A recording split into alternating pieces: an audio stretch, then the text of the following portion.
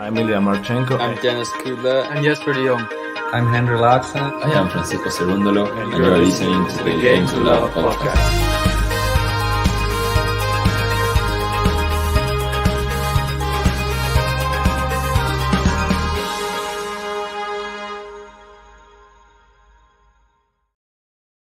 Hey, welcome back, tennis fans. It's been a while since I've been on the podcast. Nice to see everybody again. Today we have the legends, you might say has-beens. I guess you may not say that. It is Stan Wawrinka against Andy Murray, the three-time Grand Slam champion against the three-time Grand Slam champion. Obviously, one of them, though, has a lot more titles, and Andy Murray is also ranked inside the top 50 currently, while Stan Wawrinka is currently ranked outside of the top 100.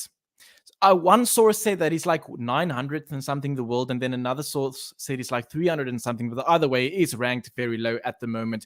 We have their head-to-head is, I think, 12-9, something like that, but not that matters because it's all about the current format, and as we know, both of them have been struggling the past few years. Andy Murray sort of making a comeback, being in the top 50, and we had Andy Murray serving first, and he held his game, and it is one game to Murray, and Wawrinka will serve next. Tell me in the chat, what is your predictions for this match, as we have this throwback Thursday, if you will, Stan Wawrinka versus Andy Murray.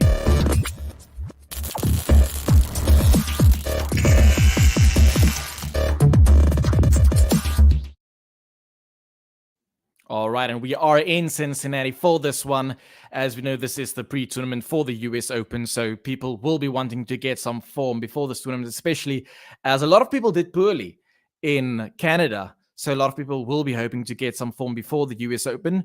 We know that Stan Wawrinka lost his opening round against Ruusuvuori in Canada in tied 3 sets, and Andy Murray, unfortunately, with his draw, he drew against Taylor Fritz and lost convincingly in that match. As Stan Wawrinka is now serving his second serve to the backhand of Andy Murray, and Stan with his single backhand to the backhand of Andy Murray. Murray now running around with his slice backhand, and now Murray with the backhand to the forehand of Wawrinka, tries to go for a wide forehand, which is successful. Andy Murray hits it in the net, and it's 15-love for Stan Wawrinka. So I'm thinking that Andy Murray will pull this through. I vote for him in the app, the TNNS app. Make sure that you also participate in the draw for Game to Love. There I had Andy Murray coming through.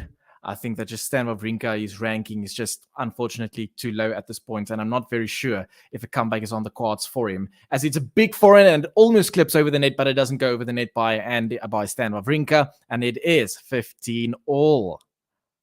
Hi, King Adjust. Nice to see you. Yeah, it's been a while. It's been a while since I've been here. It's nice to be back. And Hal, hi, Almenia, you as well. Nice to see some regular faces in the chat. As Stan Wawrinka is serving at 15-all, but it's a full second serve. As we know, Cincinnati, a very, very fast court, much faster than the medium pace courts of Canada. So who will this favor? Tell me in the chat, who do you think will this favor? As Wawrinka hits that forehand wide, and it is 15-30. Already a bit of pressure for Stan Wawrinka. Now, you might think that Stan Wawrinka, he likes to have a lot of time to wind up his single backhand. So you might argue that it might favor Andy Murray if the court is faster. Both of them have won the US Open in the past, which is quite interesting. Wawrinka serves, tries to hit for an ace, but it's wide, and a second serve. Wawrinka serving at 15-30. As he serves to the backhand of Andy Murray, it's a great return there by Andy, as Andy now goes for the backhand to the forehand of Wawrinka. Now the backhand of Wawrinka, and it's one of those beautiful backhands, cross-court once again. Murray now at the net. Wawrinka now at the net, and he puts that ball away, and it is 30-all. Almenia saying, regardless of the result, it's good to see this guy sharing a court, but of course, I'm pulling for Stanimal. Yeah, I must admit, so I'm thinking that Andy Murray will win, but I'm also something inside of me hopes that Stan will win. I just want to see him perform well again on the tour, especially with a beautiful backhand of his. As he's now serving to the forehand of Andy Murray, and the return goes long, and it's 40-30 for Stan Wawrinka. But yeah, it's just nice to see this match. It's sort of like none of them is like going to win the US Open probably, or this tournament for that matter. But it's just nice to see this throwback match. It's like as if it's 2015 to see them perform against each other again. So it is a popcorn match in this first round. As Wawrinka is now serving to the forehand of Murray. It's a good return there by Murray.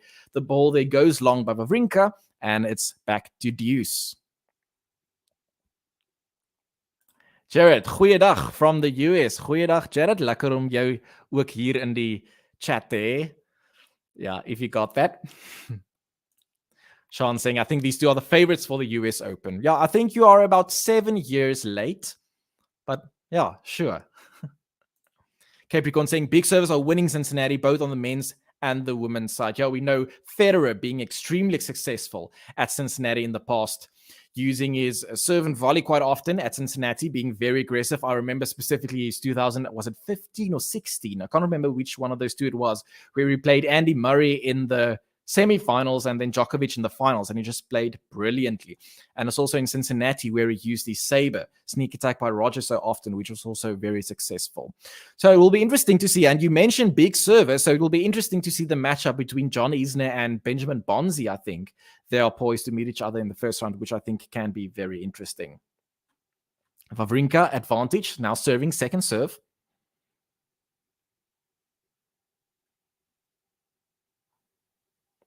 As he serves it to the forehand of Murray, who clips the net. Wawrinka now with his backhand cross-court, forcing Murray to run far wide, but he's not able to get the ball back. And Wawrinka holds, and it's 1 game all, poised at the start of this match.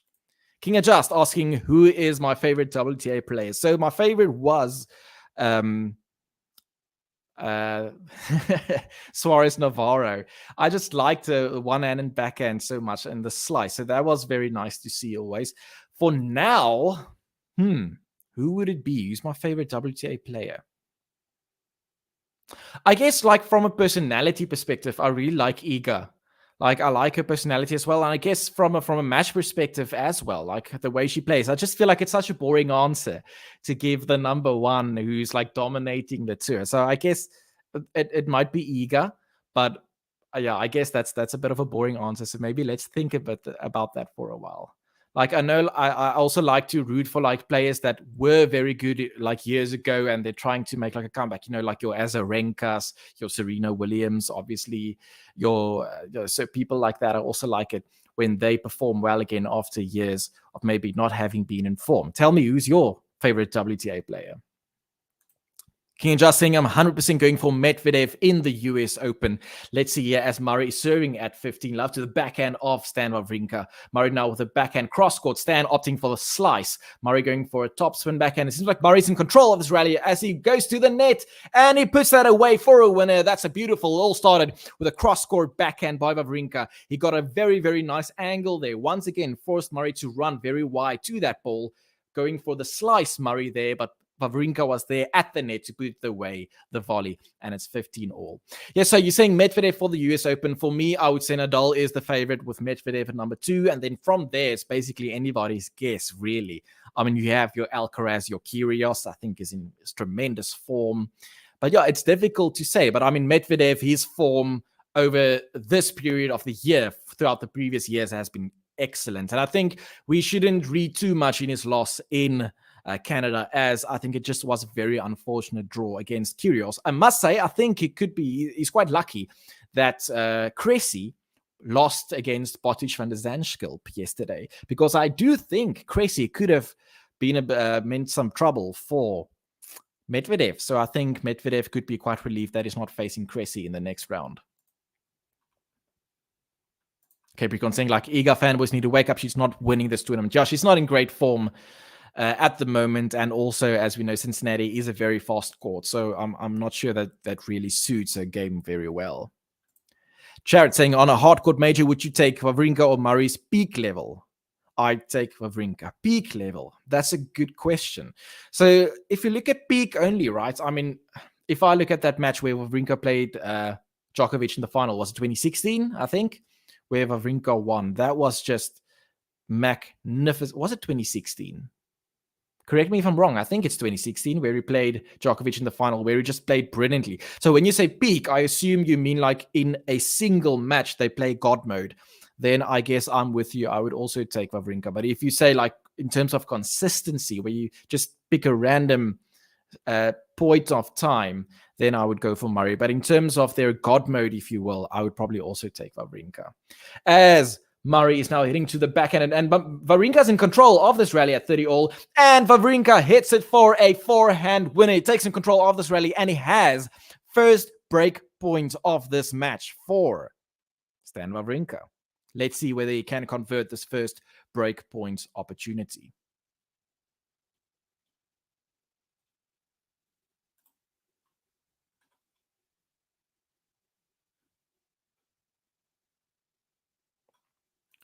Sean saying Martina Hingis was your favorite WTA player.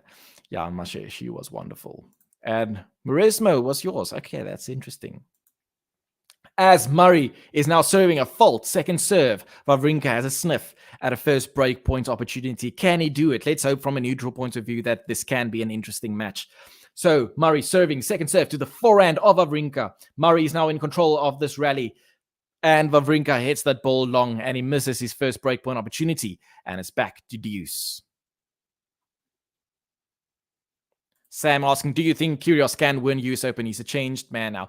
Well, my answer is yes. And I can't believe I'm saying this. If you asked me a few months ago, I would just laugh and say, we all know he can. But I mean, these odds are just too low. I mean, because of his temper and because of his maybe lack of ability to focus over an extended period of time. As Murray is now hitting it to the forehand of Wawrinka, it's hitting the net, and it's advantage for Andy Murray. So in this case, though, I think like his form is just excellent, and I'm just like, well, why not? And especially he's shown now at Wimbledon that in terms of stamina and in terms of like physical stamina, in terms of fitness, and also how it's shown like in Washington, he was able to win not only singles, but also doubles, thereby showing physical stamina, but also like his mental stamina, where he's able to focus for an extended period of time. I think he's got that now. I think he has this will now to prove himself. So can he win it? Yes, I really do think he can. Tell me in the chat whether you agree with me, as we are back on deuce at 1-all. King of Just saying I'm a Sabalenka fan like Bencic, Kontaveer, and Muguruza. Yeah, I must say I'm quite big fans of their games as well. Almenio Halep, my favorite for sure. So stoked she won Canada. Yeah, I must say I'm glad for her as well, that she's able now to get some results after being away for a while. Forza saying, how's the court behaving? Well, we haven't seen a lot of tennis yet, but we know from Cincinnati in the past that this is a very, very fast court. MQR, nice to see you again. Yeah, I've been gone for quite a while, I must say. It's been a while, so it's very nice to be back here. Jared, I know you're a Federer fan. Well done for remembering. That's correct. Did you see the recent video of him playing? Yes, I did.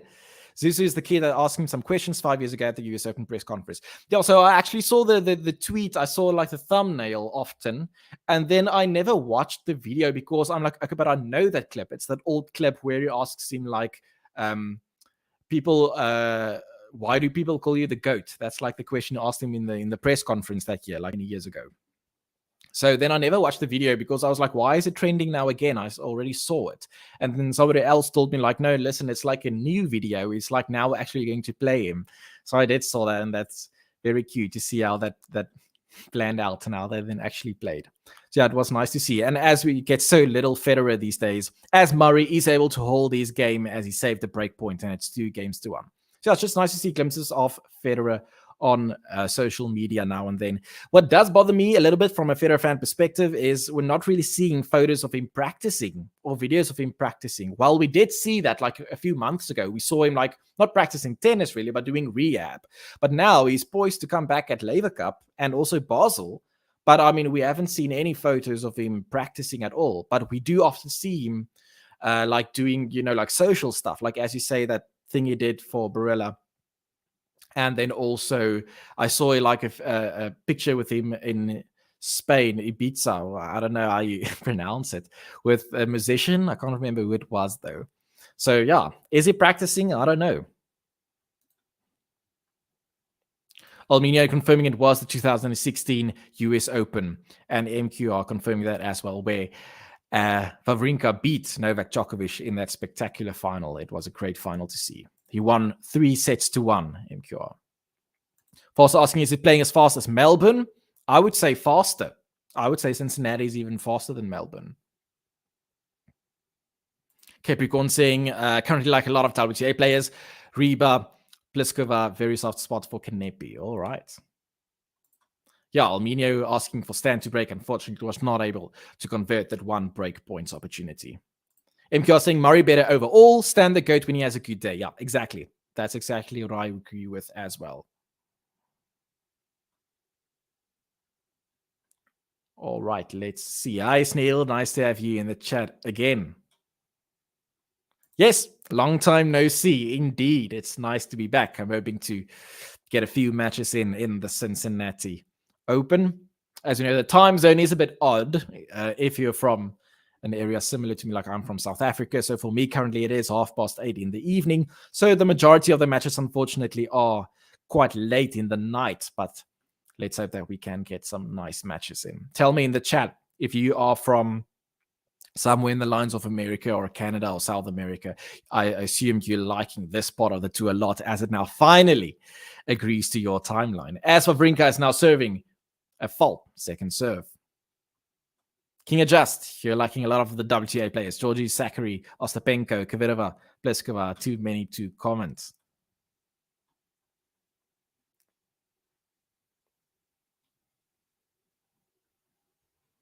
Almini saying I'm more and more convinced Fed's retiring this year.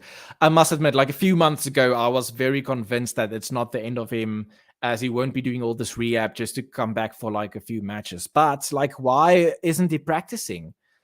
Or if he is, like, I doubt it, because I think if he was practicing, he would post pictures of it on social media to like give reassurance to his fans and stuff like that. So, and if we get to the Laver Cup and he's only playing doubles, then I'm going to be really worried, because then that's a bad sign for the remainder of the year.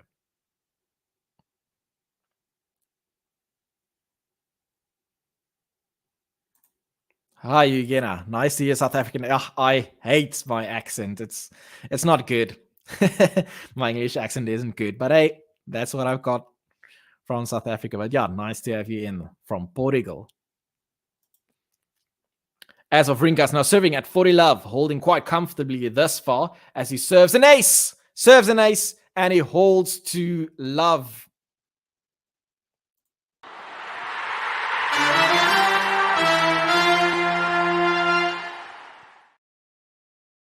And it's 2 games all, and Andy Murray will be serving. Alminia is saying that North America hardcore season is probably my favorite part of the calendar, but also the worst for my time schedule here in Australia. Yeah, that's bad luck, I must say. So tell me, Alminia, what time is it now currently in Australia? As Andy Murray serves and WAWRINKA is not able to return that ball back, and it's 15 love for Andy Murray. Yeah, I like the North American swing as well. You know, like you have your Cincinnati, I like because it's a fast court, and I like fast courts. I must say it is biased because I'm a Federer fan, but also it's just something different, you know.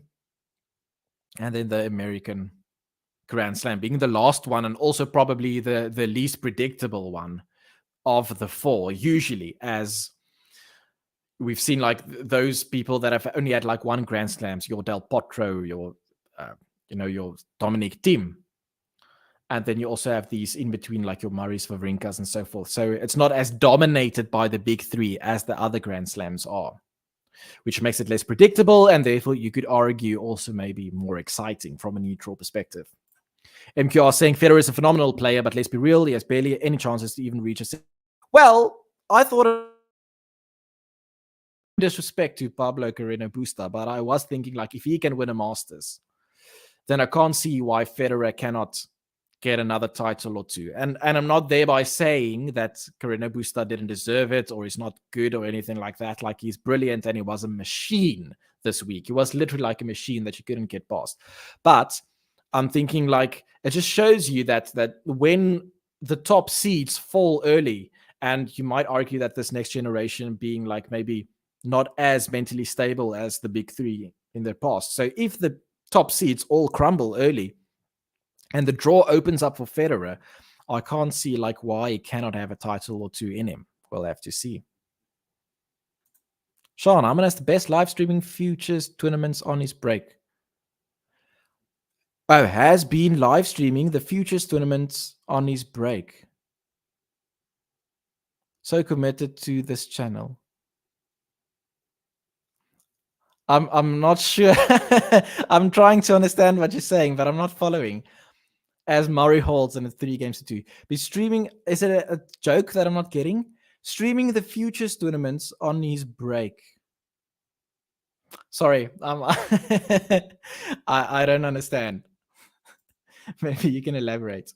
Alminia saying that's 4 a.m. currently in Australia. Yeah, that's quite bad. So are you still awake or are you already awake? Like that's so in the middle of the night that it's difficult to know. MQR saying that you're liking the European tournaments. It's 9:20. Yeah, for me as well. So it's the same time zone. MQR saying the quarterfinal of Wimbledon, the most he can achieve, referring to Federer. From a Grand Slam perspective, probably. But then you also have your smaller tournaments, like your Basel, your Dubai. I think you can do well there as well, as it is quite a fast court. And then with other like Cincinnati, you never know. Although I'm not really sure whether he will be on tour any longer by that time next year. All right, Andy Murray was able to hold his serve, and he is leading 3-2. So it is quite still poised throughout this match. If you're enjoying this coverage, please consider hitting the like button on this video and subscribe to the channel if you are new. Hi, MJ. Nice to have you in the chat as well. Long time no see. It's good to be back. Bit of a bad sleeping pattern this time of year. Yeah, Sean saying just joking. I assume so. I'm just not getting the joke, so my bad. I'm just not clever enough to get it. Capricorn, who is winning the US Open? Oh, wow. Well, it's so difficult to say before you know the draw, right? It's very. Oh, that's a beautiful backhand winner by Stan Wawrinka down the line, and it's 15-love.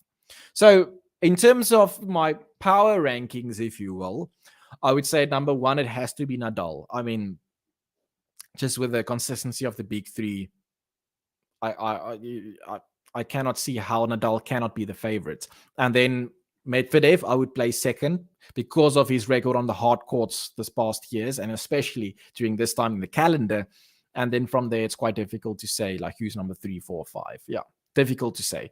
But who's winning? I'm going to say Rafa is the favorite to win the US Open this year.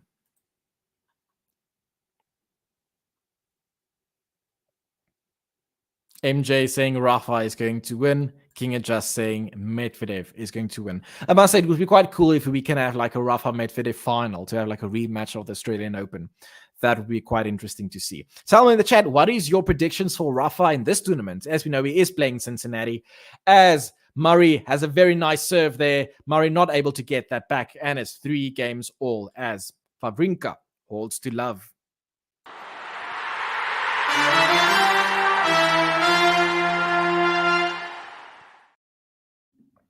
All right. Capricorn saying you think Carlitos can do well in the US Open. Yeah, I think he has something to prove in Cincinnati with his first round loss. Was it a first round or is just his first match? Did he have a bye in the first round? I can't remember. In Canada against Tommy Paul. So he has to prove himself a little bit. And he has admitted on social media that he felt some nerves throughout this match. And I feel like that has been maybe an issue ever since the French Open. You know, you had that close match against Ramos Vinolas, where he just won 5 sets and then lost to Zverev. And then since there, he had these like losses.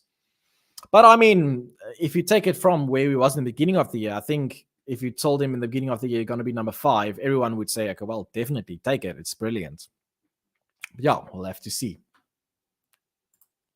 So King just asking, who's Nadal playing this tournament? So he has a bye in the first round, and the second round, oh no, testing my memory here. It will be against the winner of Coric and Musetti.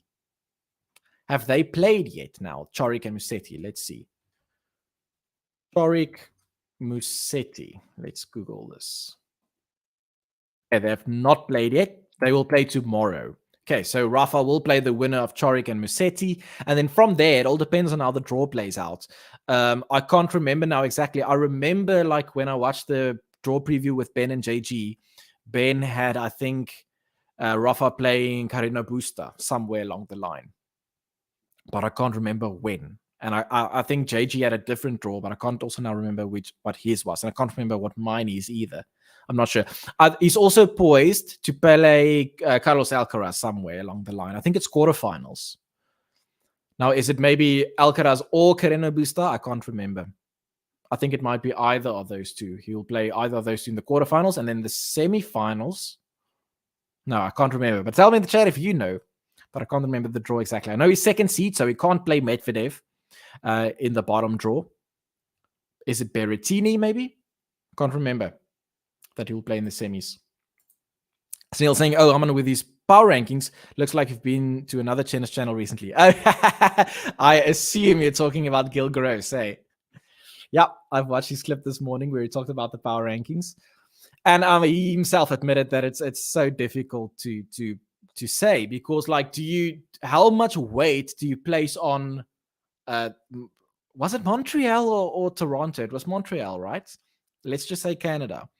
Like, you had these power rankings just before Canada. And now, like, all of them did so poorly in Canada. Now it's like, okay, should I now place people inside the power rankings who did well in Canada? Or should I just stick to my guns as to what we had beforehand? Like, how much weight do you put on Carreno Busta having won Montreal? And, like, players like Alcaraz having lost early and Tsitsipas, etc. So it is very, very difficult to say. Olminio pointing out correctly that Stan is cruising his service games. As we know, he had like 2 love games already. Well, Murray's getting challenged, but Murray was now able to hold that game to 15. So it is 4 games to 3. Let's see. Can Stan keep on cruising on his service game? Or will he maybe lose focus throughout one of these service games and Murray making a breakthrough? We'll have to find out. Okay, let's see. MJ saying he needs to win it, and then Medi has to lose before the quarters. I assume you meaning Rafa in Cincinnati. Capricorn saying RBA beats Nadal in Cincinnati. All right, so tell me, where are they poised to face each other?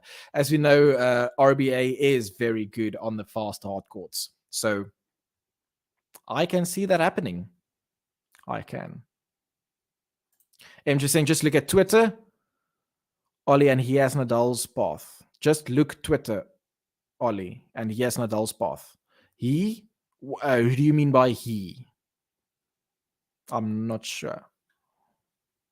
King of Just saying Chorik and Musetti are both great, but more of a Chorik fan. Yeah, I like both. I must say it's difficult for me. I like the Musetti having a one-handed backhand. That's quite exciting. But Chorik, it will be nice to see him like doing a good comeback with his injury that he had.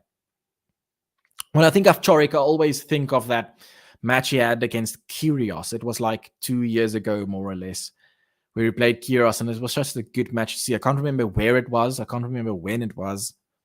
I just know Kyrgios won. And the only reason I remember that match is because like the odds was extremely against Kyrgios, and I won some money in the betting there. And the reason I remember it because I always lose in tennis betting. So it was like this one time that I actually got it correct. So it was quite an anomaly, if you will. King just asking, is Ema playing? I'm actually not sure, to be honest. Capricorn saying round of 16 is RBA Nadal projection. Okay, interesting. As Murray is now serving 3 games to 4. Second serve to the forehand of Murray. He decided to step in, but now has to retreat. And Murray now, Wawrinka now with a slice backhand. Murray in control of this rally. Wawrinka with a forehand to the forehand of Murray. Goes for a topspin in the middle of the court. Murray now with a very loopy topspin forehand once again into the forehand of Wawrinka, who puts it wide. And it's love 15. Bit of pressure here for Stan Wawrinka. Okay, MJ giving us the draw here. So round 2, Chorik. Round 3, RBA or a qualifier.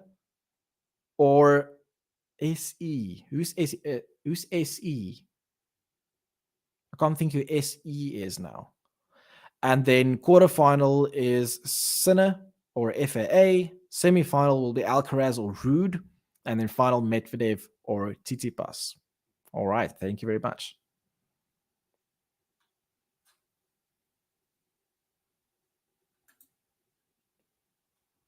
All right, let's see. WAWRINKA now serving at 15 all. Serving to the forehand of Murray, who's not able to get that back, and it's 30-15. Sam saying, it's Murray, but you say Murray. It's Murray, but you say Murray. Or it's Murray. How's the correct? Murray. Murray. Murray. Murray. Is that better? Andy Murray. I'm not sure, but you know what I mean. And WAWRINKA is now able to get it out of trouble again there with a big serve, and it's 40-15.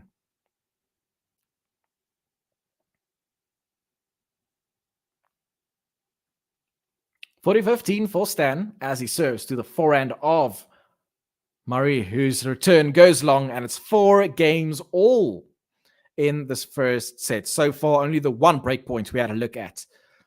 And it was an opportunity for Stan WAWRINKA. I think it was like in the second service game. He was not able to capitalize on that one. So here we are at 4 games all in the first set.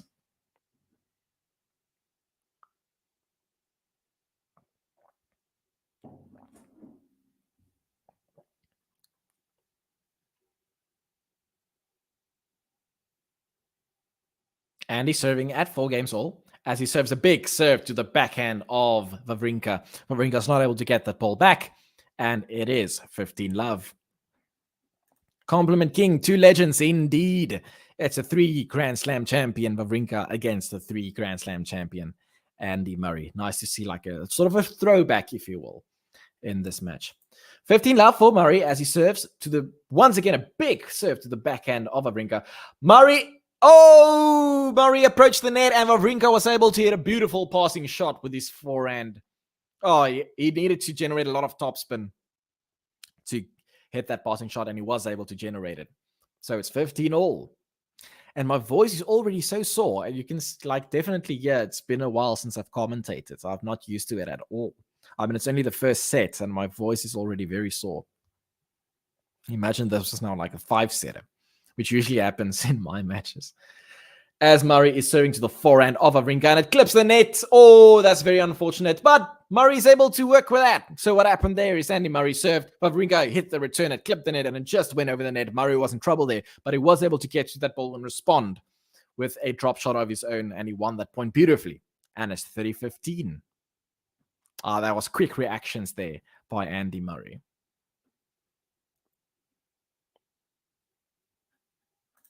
MJ, who were predictions? I saw Murray straights. Yeah, I'm thinking Andy Murray in straights as well. Well, that was my prediction before this match. I must admit, it looks like WAWRINKA is more comfortable throughout this match thus far, but I am not going to change my predictions. Let's stick with Andy Murray in straights. As Murray, it's a big ace, and it's 40-15.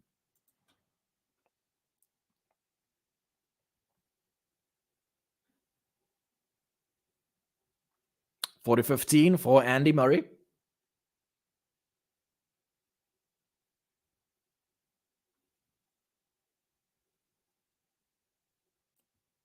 As he serves to the forehand of WAWRINKA. It's a nice deep serve. Well, in fact, it's so deep that it's long.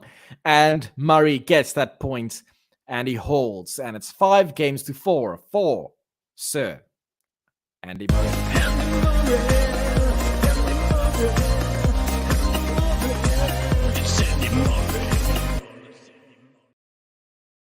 All right, and we get to the business end of this set.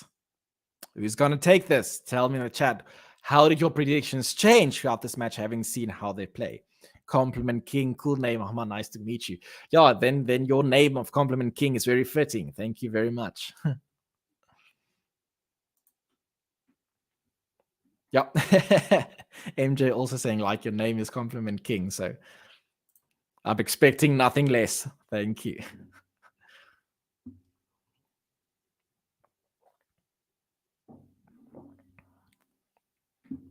Oh, wow. Yeah, so it's difficult to say. Yeah, like I think WAWRINKA, both players are serving very well, as you would expect, I guess, in Cincinnati, as the courts are so fast. So it's all about like who can generate the few opportunities that will arise.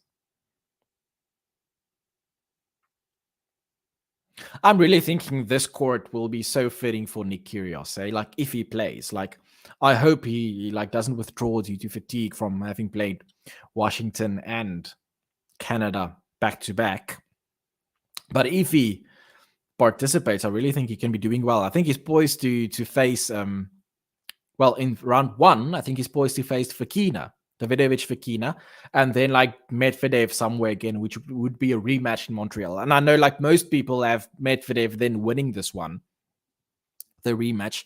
I'm not so sure, to be honest. I think like given the court, I think this court will be even more fitting for Kyrgios. So I'm not that convinced that Medvedev will be able to revenge on Nick Kyrgios if they meet again in this tournament. Tell me what you think in the chat. As WAWRINKA is now serving at 4-5. It's a big serve to the backhand of Murray, and WAWRINKA goes to the net. But Murray's able to get that back, and Murray goes for the smash. WAWRINKA goes for the smash, and it's 15-love for WAWRINKA. All started with an aggressive serve to the backhand, and from there he approached the net and finished the point eventually. MJ asking, who's the US Open favorite on the women's side? Oof. Well, it could be anyone. Could it, like, I'm just going on a limb and say Sloane Stevens. There you go. You heard it here for the first time. Tell me, what do you guys think? Halep, obviously a very popular choice, yes. Swiatek is losing a lot lately. That's very true. It is maybe a bit concerning. Did you see, like, the Olympics is going to be on clay, French Open in the next Olympics, and everybody was immediately like Nadal, obviously, but then also for Iga. That would be a great opportunity for her to capture the Olympics title, as she had that heartbreaking loss in the Olympics the previous time. As WAWRINKA is now opting for a slice to the forehand of Andy Murray. And now Andy with a forehand cross-court, but he's now a bit of no man's land. He has to retreat. Now WAWRINKA with a big forehand cross-court, and he's able to get there. WAWRINKA in control as he's going to take this directly into the air, and that's beautifully controlled there by WAWRINKA. He takes the ball in the air and goes for a forehand down the line, and it's 40-love. WAWRINKA nicely in control of his service game. Capricorn saying, I think Kyrgios or Berrettini wins Cincinnati. Yeah, so in my TNNS app predictions draw, I actually have Berrettini winning this tournament. So let's see whether that happens. I have Berrettini winning, so I'll be quite glad if he does. But that being said, I had him winning Canada as well. And then he lost first round. So then I'm just doubling up and saying, okay, well, now I think he's going to win Cincinnati. I mean, he's been such good form since his comeback. So I think, like, and especially on this surface, he should be doing very well. And I think on a surface as fast as this, his backhand is less of a burden because he doesn't need to generate pace with his backhand. He can just simply time it, which has never been a problem. His backhand, the timing isn't a problem. It's just not really a weapon. But on a court like this, he doesn't really need his backhand as a weapon. He can just time the ball and direct it nicely with his backhand. And then I think his big serve can cater for the rest. So yeah, I can see Kyrgios or Berrettini winning this one. MJ saying, I think Kyrgios is a bit tired. Yeah, we'll have to see. We'll have to see how it affects him in his first match back. As Murray is now serving at 5 games all. Jared saying, remember Djokovic once compared playing Federer at Cincinnati to playing Nadal at the French Open. Wow. Okay. I didn't hear that. That's very interesting to hear that. But yeah, Federer has been extremely successful at this court. And Djokovic also had like a drought where like he didn't win Cincinnati for very, very long. It was only very recently that he won Cincinnati for the first time, right? Your big fans can now tell me in the chat what year that was. But as I remember, it's only recently that he won Cincinnati for the first time and then won for a second time soon thereafter again. And I mean, the obstacle has been Federer on this course. As WAWRINKA is able to get the first point of the service game of Murray, and it's love 15, a bit of a sniff of opportunity here. Sean saying, I'm hoping Sinner, I feel like he's on the borderline of a big breakthrough. Yeah, he's been doing so well, which is just odd that he lost then his first round match in Canada. Who was that against? I can't remember now. But yeah, it was a pity that he wasn't able to get some results over there, because otherwise he's been doing so well. Murray now second serve at love 15. Let's see what's happened over here. A second serve to the forehand of WAWRINKA, decides to go back. And now we have Murray going to the backhand of WAWRINKA, tries to go for a backhand cross court, but it goes wide, and it's 15 all.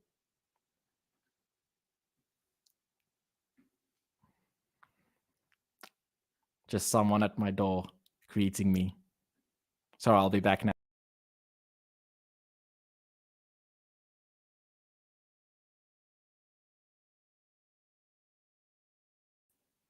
All right. And we are at 15 all. Murray now serving to the forehand of WAWRINKA. It's a good serve, but it's also a good return there by WAWRINKA. And Murray goes for the forehand down the line, but it goes just wide. And it's 15-30. And we have a bit of an opportunity here once again for WAWRINKA. It was a good choice of shot there, I feel, by Andy Murray. But it went just wide. And it's 15-30. Elminio saying, I have a feeling that Kyrgios will want to focus on the US Open, might focus on doubles and go out early in the singles. Yeah, I'm not sure. Will he focus on the doubles? I'm not so sure about that because he already has a Grand Slam in doubles. Not that he's really aiming necessarily for singles in Grand Slam. He said like it doesn't like really motivate him to now try to do well in the singles and Grand Slams. But he's saying that, but I've got the feeling that like he wants to prove himself now. And I'm thinking, and tell me whether you agree with me, as WAWRINKA's now hitting a forehand. And it's not a winner, but WAWRINKA's in control. He's now going to go for a smash. Let's see whether this goes. He smashes. And Murray's not able to return that smash. And it's 15-40. And it's 2 breakpoint opportunities for Stan WAWRINKA. So I'm thinking like with this Pablo Carreño Busta win, it seems like Kyrgios might be a bit jealous. As he said, like, a few years ago, he said like Carreño Busta wouldn't be top 50 if there wasn't clay. And now like Carreño Busta has a Masters 1000 on a hard court and Kyrgios does not have one. And then like they said something about that, like some tennis channel. And then Kyrgios said something in the lines of, yeah, but our head-to-head is still a joke. And then I went to look and their head-to-head is 3-love for Kyrgios. So yeah, it'll be interesting to see whether maybe the win, as WAWRINKA's not able to hit that ball back here, sitting in the net, first break point of this game, missed, but he has another one, it's 30-40. So I'm wondering whether that win by Carreño Busta wouldn't motivate Kyrgios further to prove himself as really being someone who can win. I don't know. MJ also saying that I don't think Nick will try hard to go for. Okay, interesting. Okay, we have another breakpoint opportunity for Stan WAWRINKA. Andy Murray serving at 30-40. And it's a fault, second serve.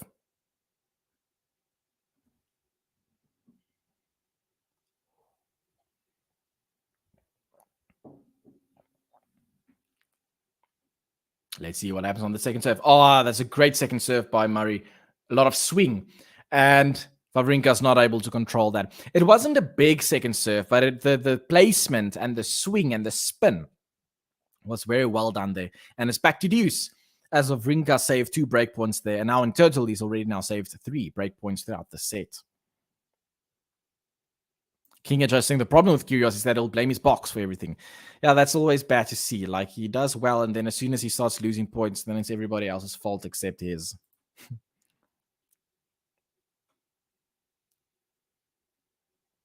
I say, let's see, deuce. Capricorn saying Isner's in a tiebreak. Okay, interesting. Tell me, keep me up to date. What is the final score of that set against Bonzi, right? I think so. It's a serve to the forehand of WAWRINKA. Forehand, WAWRINKA tries to go for a big return, but it hits it long, and it's advantage to Murray, as he's now won 4 points in a row. King just mentioning that Isner has beaten Nadal at the Laver Cup, so I hope he can do something this year.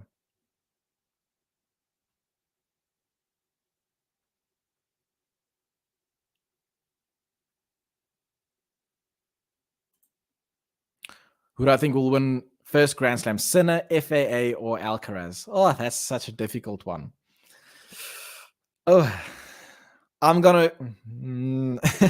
I don't know.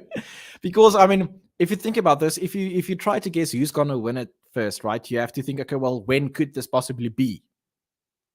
So Australian Open, I don't think it's going to happen there because Djokovic is dominating. And French Open, it's not going to happen there, I think, because Nadal is dominating. And if not, Djokovic.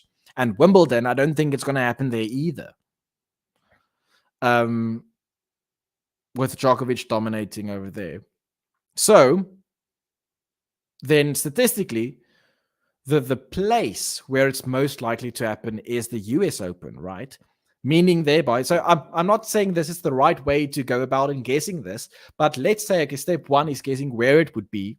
And now, given that it's probably at the US Open, okay, now which one? And it will then either be this one or next year. All right. If you go beyond that, then it's just too difficult to guess. So then you have to ask yourself, okay, who's more likely to win US Open this year? Is it Alcaraz or is it Sinner?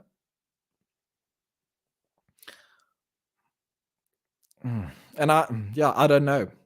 I'm like nudging towards Alcaraz, but it's also true that in terms of head-to-head, Sinner is just dominating Alcaraz. So it'll also depend on whether they face each other in that tournament or not. But yeah, tell me in the chat, what are your thoughts? But I don't think it's going to be FAA. I think it's either going to be Sinner or Alcaraz. As we know also that like FAA has a bad record in finals. And I think if he's able to make a Grand Slam final, something just tells me that he will be so nervous and not be able to give his best.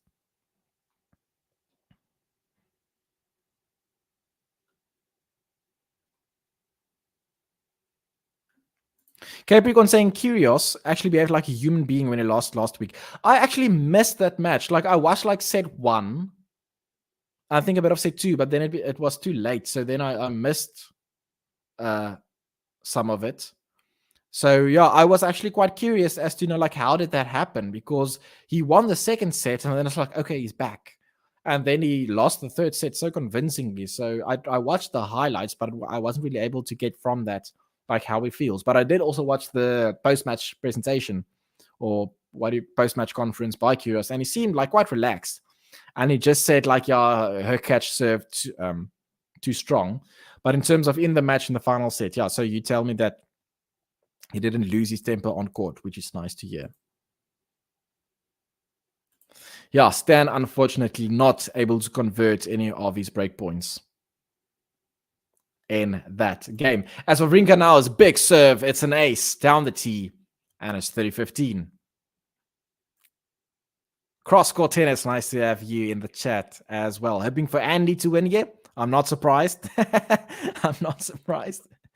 Let's see what happens here as this match is currently very level here at 30-15.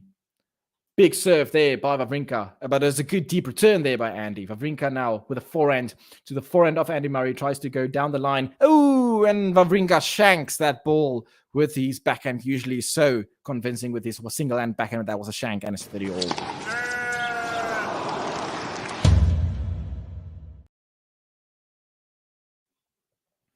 All right, I'm a bit behind in the chat, as is usually the case.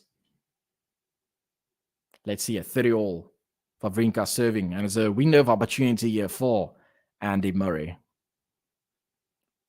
Fault, second serve.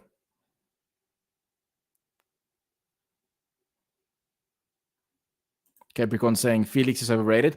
I must say, before the grass court season, everybody was like, yeah, he's going to be such a favorite for Wimbledon because he's a grass court specialist. And then he did absolutely nothing throughout the grass court season to suggest that that's true by any stretch of imagination. So that was quite disappointing to see how he was not able to take that good performance against Nadal in the French Open and convert that on the grass courts. Isner has had multiple match points against Federer at the Lever Cup, but Federer, being a GOAT, proved that he doesn't care about match points. I guess also like at the Lever Cup, when you are match point down, is it the same level of stress as being match point down like in a Grand Slam or a Masters? Probably not. As we are at 6 games all, and we know what that means. It means we are up for a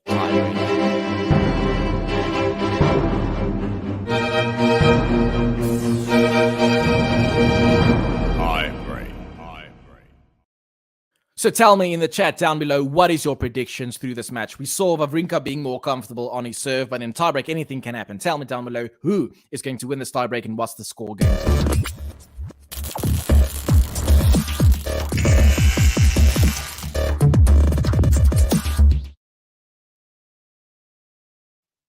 All right, and we have Murray serving first. WAWRINKA's not able to return, and his first point to Murray on his serve. Let's just see, I'm a bit behind in the chat over here.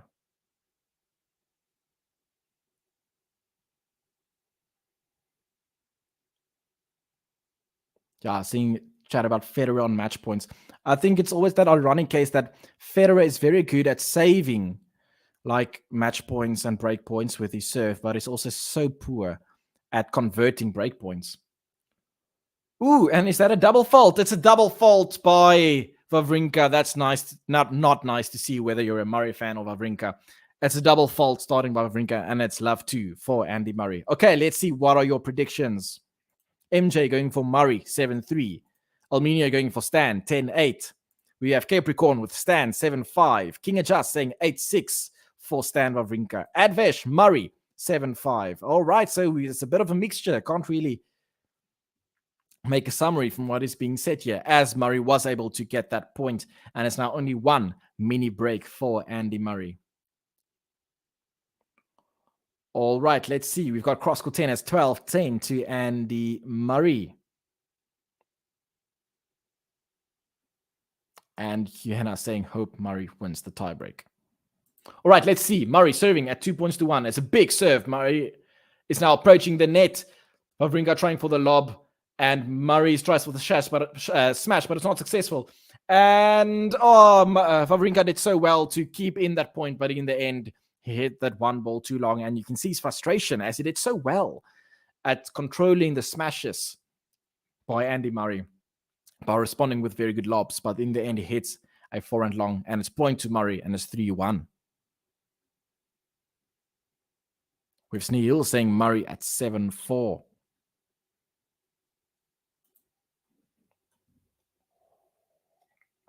Murray, 3-1. Serving. Fault. No line judges in this tournament. All automatic. Done by computers. So no challenges. Let's see. Second serve by Murray. To the forehand of Wawrinka. Murray now with the forehand to the backhand of Stan. Murray tried to approach the net, but Stan was very smart with a good angle on his backhand. Now Murray with a forehand to Wawrinka's forehand, who gets it deep. Wawrinka now with a backhand, and it just goes over the net. Wawrinka now with a forehand to the forehand of Andy Murray. Now Stan with a backhand slice. And Murray stepping in. And now again, a backhand slice by Wawrinka. It's a very long rally here. And Wawrinka loses steam there. And he hits his one-handed backhand in the net. Nice rally there. And Wawrinka is able to take that. Sorry, Murray is able to take that. And the last rally was 20 shots. And it's 4-1. Murray looking very good for Murray. And Wawrinka now under pressure on his serve. He can't afford to give away another break, mini break. Let's see, serving at 1-4. Big serve to the backhand of Murray, but it's a good return by Murray, and Murray's in control of this rally immediately. Now Wawrinka with a backhand cross-court. Murray responding with a backhand cross-court of his own as they are now exchanging backhands. Murray tries to go for the backhand slice, which goes long, and Wawrinka's able to hold that point. And now it's 2-4, and they're going to change ends. Another service point coming up for Stan Wawrinka. Murray still with a break point, a mini break point ahead in this tiebreak.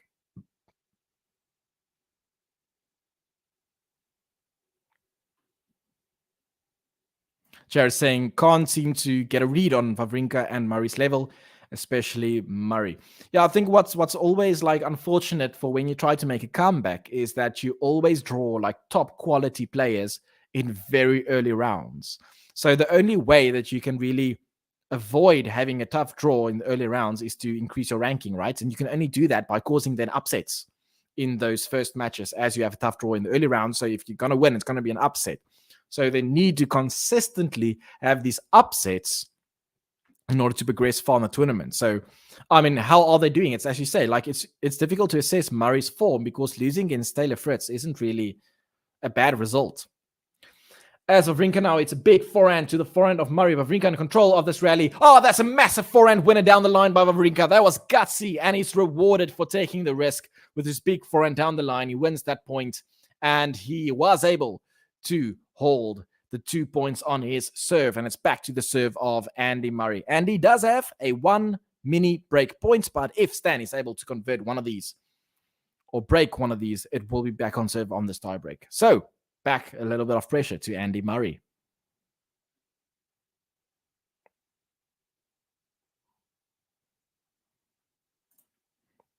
Yeah, David's saying it seems like Andy's not going through his forehands. I agree. It seems like he's like going for like topspin, loopy forehands. Like he's trying to generate too much topspin and thereby not hitting through the ball.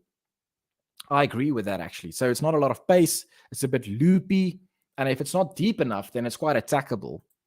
Ooh, but that's an ace there by Murray. And it's 5-3 for Andy Murray.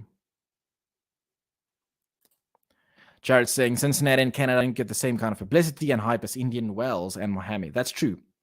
That's definitely true. It's odd that it is the case because one could argue, why shouldn't Cincinnati and Canada be more? Because it's before a Grand Slam, right? So you might think that people will care more about it because it's like you use that information to see how they are going to do in the upcoming Grand Slam, while Indian Wells and Miami is after a Grand Slam. And then you might think people would care less because the Grand Slam is like already done. So it is odd that Indian Wells and Miami gets more hype than Cincinnati and Canada. As we get a backhand now from WAWRINKA. Murray in control of this rally, though. Murray with a forehand to the backhand of WAWRINKA goes for a slice, and it just goes in. And now WAWRINKA with a slice backhand. He tries to go with a down line slice, but it's in the net. And it is point to Andy Murray, which means that he now has a few set point opportunities up his sleeve. WAWRINKA in trouble. Just goes to show you, we felt that WAWRINKA was more in control in his service games throughout the set. But in the end, in a tiebreak, anything can happen, as is said by Ellie Goulding in one of her songs.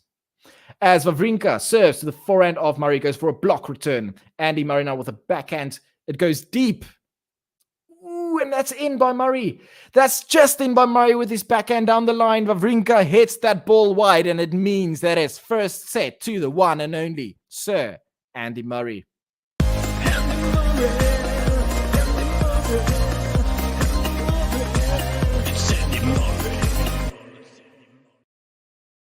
All right. So that just show you, tiebreak, anything can happen. WAWRINKA probably more in control of this match. Let's look at the stats here. We have WAWRINKA hitting 18 winners against the 12 of Murray, and WAWRINKA having 11 unforced errors against the 7 of Murray. Service rating, you can see it's not far from each other, but WAWRINKA having a higher service rating. But the thing that will bother him for Stan WAWRINKA is 3 breakpoint opportunities. He converted none of them. Let's see some stats over here that they provide on the screen. It's so small. That's what she said. So total points 39 for WAWRINKA and 40 for Andy Murray. So in the end, it is very close. I think if you're an Andy Murray fan, you'll be quite relieved that he was able to take that set. Let's see, how will this influence the rest of this match? Will Stan now give up and say, okay, well, it's too difficult now to come back? Or will he still continue to push throughout this match? And is Andy Murray now in control? What do you think in the chat? Are we getting a 3-setter, or is this match done and dusted? Isna, I saw something about Isna. Isna won the first set, 13-11 in the tiebreak. All right, that's interesting. Yes, as David says, like these tournaments, the Cincinnati and Canada is more relevant to the US Open. And I guess that from that perspective, like US Open and like all of these tournaments that you mentioned is United States, right? Or at least Northern America. So it might make sense that they want to like, yeah, I don't know. It's weird.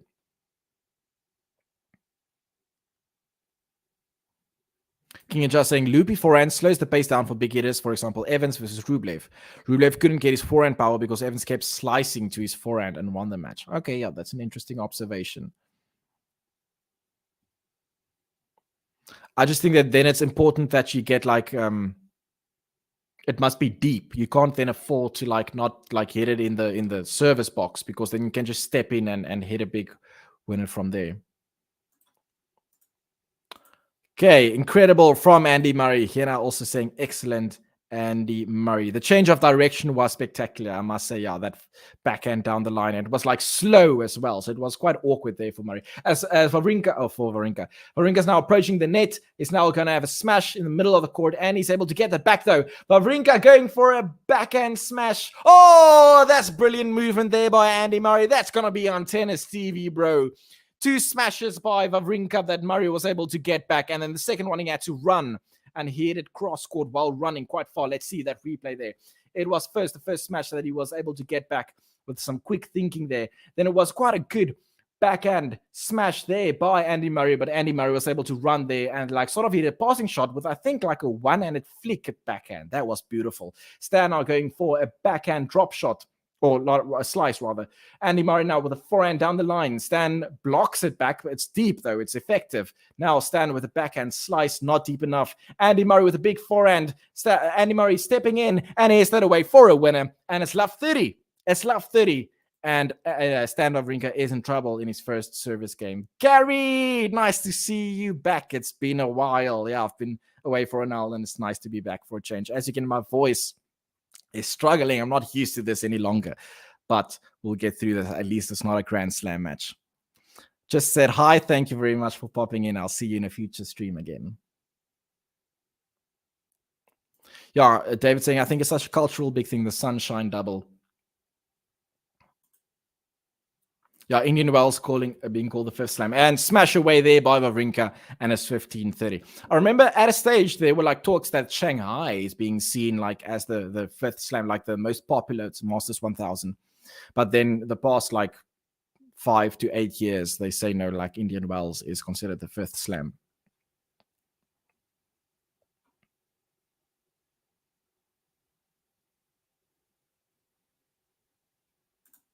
Compliment King. Could be because of location, climate, and popularity.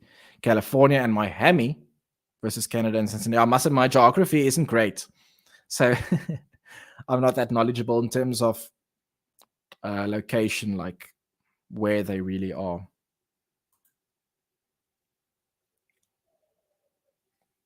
Thank you for everybody joining me tonight for this throwback match of the two old legends.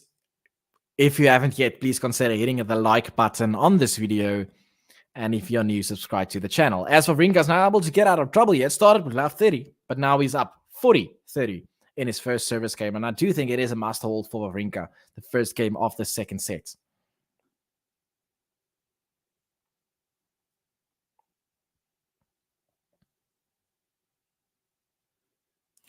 MJ, I've never been to OH. Been to Miami. What OH? What is that? OH. Sorry, I'm not sure what it is, but probably when you say it, I'm not gonna be like, oh yeah, of course. But yeah, I'm not sure what OH is. But you say like what? You've been to Miami at least 6 times. So MJ, what do you think like with the new stadium? Do you like the new stadium in Miami, or do you prefer the older one? Oh, you're saying Cincinnati is OH. Okay. Jared saying people hate the camera view at Paris. You love it. I must say I hate the camera view as well. I can't stand it because it looks so slow. And it's ironic because Paris is one of your faster courts. But because of the camera angle, it looks very slow. I don't like it. And also like there's usually like a net in front of the camera. So then you have to like look through the net. And then also, as far as I can remember, the audio, there's always like audio leaks from the other courts. So then it's like you don't only hear your audio of the court that you're watching. So I'm not a big fan of it. But I mean, I'm glad that you enjoy it. As Murray, it's a forehand, and Murray goes to the net. WAWRINKA is in the net. And it's 15-love for Andy Murray. Oh, it's Ohio. Okay. Oh, so Cincinnati is in Ohio, I assume then. All right.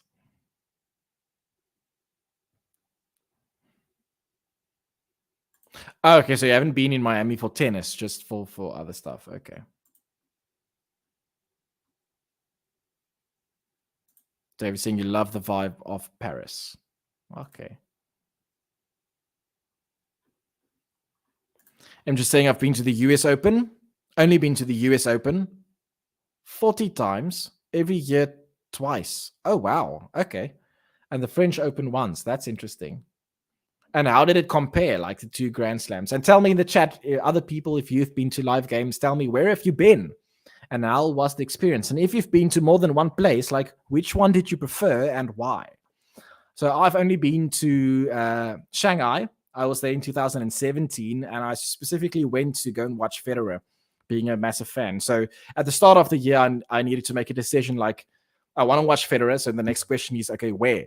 And in terms of finances, the cheapest options would be either Dubai or Shanghai. And then we opted for Shanghai. And I'm so glad we did, because in Dubai, Federer lost his first match against Donskoy. And then in Shanghai, he actually won, and he played Nadal in the final, which was great to see. So that was fantastic.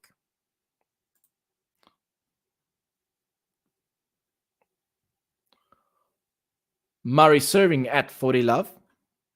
King adjust, remembering when Jack Sock won Paris. Yeah, that was interesting. And Kachanov won it 1 year as well, as far as I can remember, against Djokovic in the final. Murray serving at 40 love.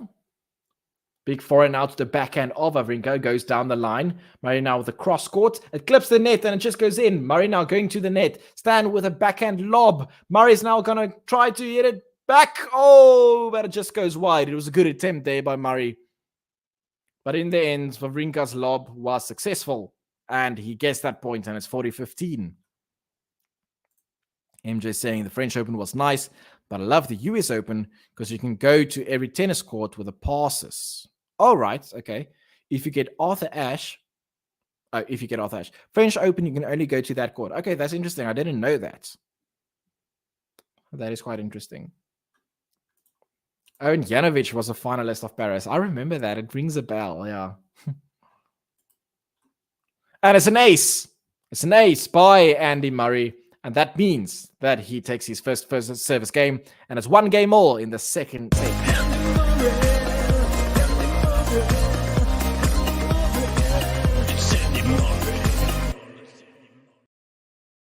All right. Both players are able to hold their serve throughout this match.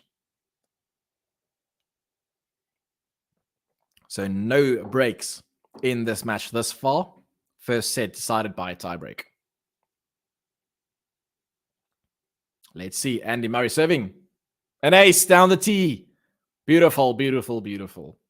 15 love.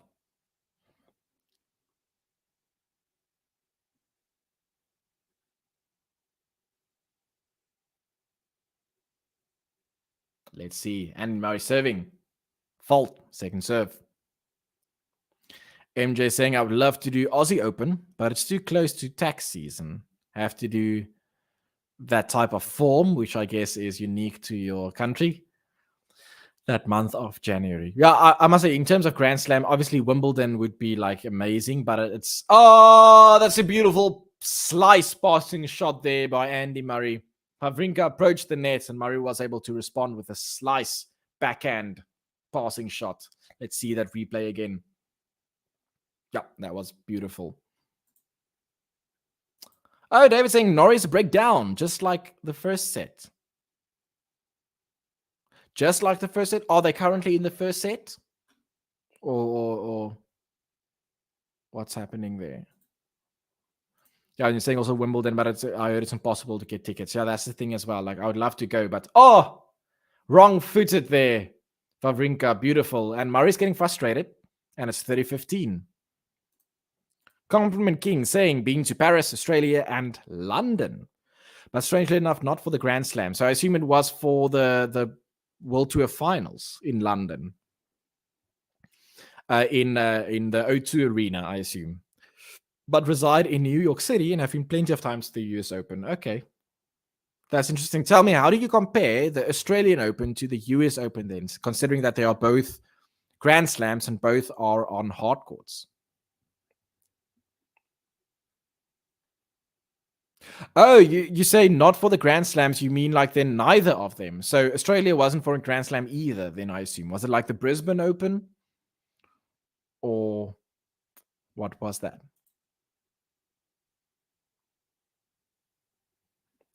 So David's saying Norrie was a breakdown in the first set too, but came back and won it. Okay, interesting. Oh, and the shouts there by Murray. Getting frustrated.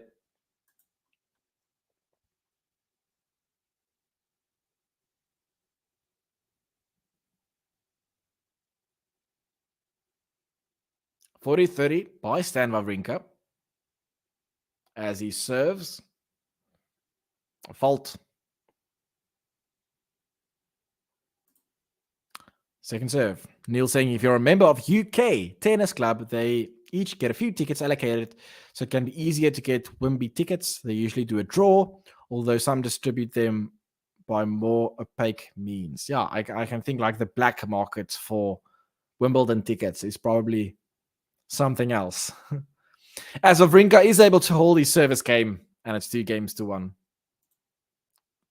Sam, what happens if you break rackets at Wimbledon? I've seen a lot of players break rackets at the other slams, but never at Wimbledon. Well, yeah, so if you break a racket, like let's say you break it against your knee, then it's like the same as anything else, right? But as you mentioned, like if you break a racket by smashing it against the surface, which would be grass in the case of Wimbledon, then you actually damage the surface. So I'm actually not sure when it's then like... Sorry, I'm just... Oh, physio is being called. Stan Wawrinka, his leg. Muhammad is calling the physio, the umpire. Physio for Stan Wawrinka for his leg. Yeah, so I'm not sure if you smash the racket against the grass and you damage the grass, I'm not sure whether then it's a bigger penalty versus a case where you smash the racket against, let's say, the hardcourt surface in Australia. I don't know. Tell me in the chat if you know. I'm just saying I've been to London twice and Aussie once for work. All right, but not for tennis. As we'll keep an eye on this so-called injury, not so-called injury, apparent injury. I'm not saying that Wawrinka is faking it. I know it sounded like that, but that's not what I meant. He's calling the physio. Let's just keep an eye. And it seems like we'll have a medical timeout, so we'll see how that affects his play further. Gary saying, I had a wild dream that the whole GTL crowd gathered in New York for the US Open. Well, I'm in. Ben, JG, are you covering the costs? With unlimited funds to spend. Yes, that's how I like it. And for the whole 2 weeks. Oh, wow. No, it only seems fair, Gary, right? I think the least Ben and JG can do for all of their subscribers is paying an all-expenses trip to the US Open. Definitely. Let's hope they get the message. Chad asking, Haman, where should they put an ATP 250 in South Africa? Oh, that's an interesting question. Well, I would like Cape Town because I'm in Cape Town, but I also think it would make sense.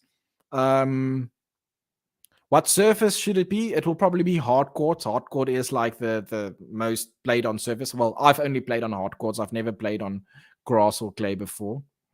Where should it be? So I would like Cape Town, like at Greenpoint or something like that. But as long as they don't do it like in a soccer stadium like they did for the Federer and Nadal charity match. That's just ridiculous because... Well, firstly, at 250, that won't work because the crowd, there won't be enough people. But also, like, when you sit in a soccer stadium, it's just way too far away from the court, so you can't see anything. Another option is like Sun City. I'm not sure whether you know about Sun City. That's like closer to Johannesburg. That will be quite interesting. Yeah, interesting question. There is a tournament in like, I think it's Pietermaritzburg. I think there is a tournament. It's not a 250. Is it like a challenger? I'm not sure. Yeah, David saying Andy not doing himself any favors by shouting out for no reason. It's strange. He's not under pressure at all. He's really cruising throughout this match. So it is strange that he's shouting, you know. Carrie, have you met anyone from GTL? That's an interesting question.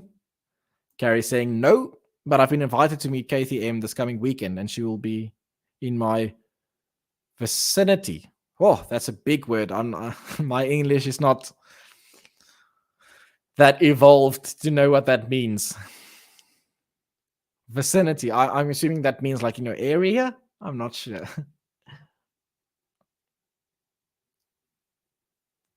Yeah, Wawrinka calls the physio.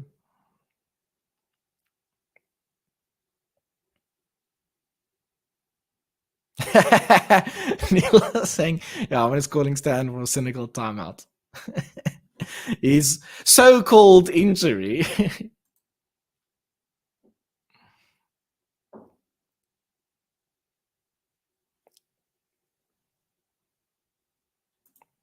Compliment King saying, not for tennis reasons, which is bizarre to admit as a tennis nut. But from what I know, the Aussie court is not as solid as it has a very slight give, whereas the US Open is essentially concrete. Okay, that's interesting.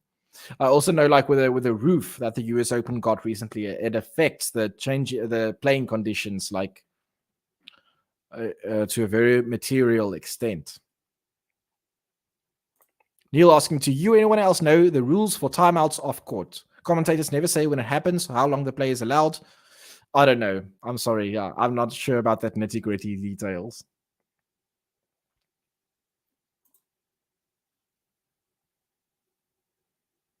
King Adjust, I'm right.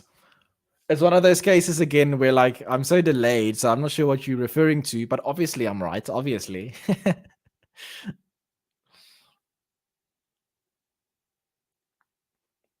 I thought SA speak English. So yes, but English is not my first language. My first language is Afrikaans. Hence also why I've got this bad accent. Yeah, so English is not my first language. Okay, so David's saying this year there's different rules. 5 minutes as soon as you get to the toilet. Did you see that ridiculous thing where, like, was it rude? No, was it rude? Where, like, he went to the bathroom for a toilet break, but then he didn't actually use the toilet, and then he got like a warning as he used the toilet break, but he just changed his clothes. He didn't use the toilet, and then I'm like, how do they know? Do you like listen throughout the door for a flush? And if so, can you then just change your clothes, not use the toilet, and just flush it? I'm not sure. So my first language is Afrikaans, so I can speak that for a while. Let's commentate this point in Afrikaans. So Marie gaan dien na die voorhand van WAWRINKA, maar dit slaan teen die net. So WAWRINKA was nie in staat om daai bal oor te kry nie. So dis nou 15 elk punte tussen Marie en WAWRINKA. Yeah, so that was Afrikaans, which is my first language. So yeah, the flusher checker supervisor outside the door. It's just so strange. And what about that awkward moment where they like, you didn't use the toilet or didn't hear a flush, and then you have to awkwardly admit that you just didn't flush. So you used it, but you didn't flush afterwards. Then it's like, yeah, a bit awkward.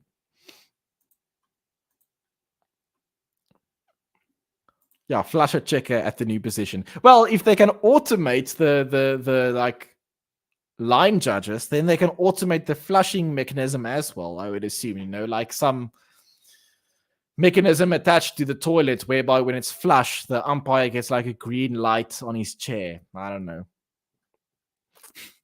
As WAWRINKA, it's a forehand in the net, and it's 30-15 on the serve of Murray.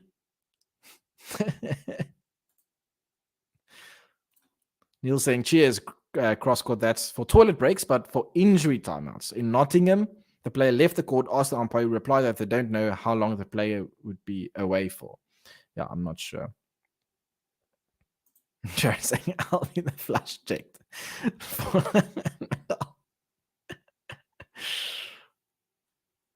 They're saying, I know quite a few Afrikaans South Africans in Scotland. Okay, that's interesting.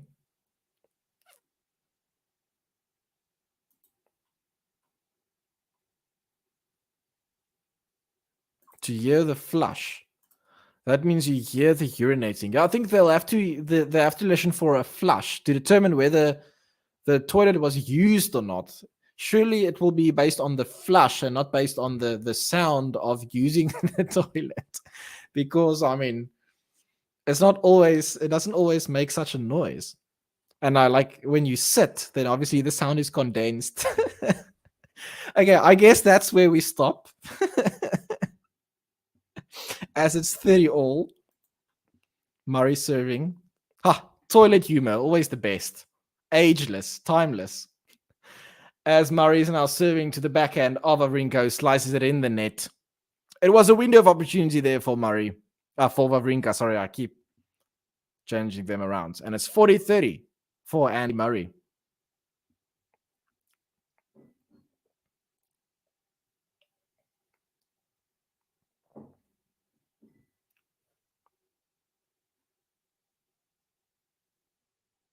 As Andy is serving a fault. Second serve.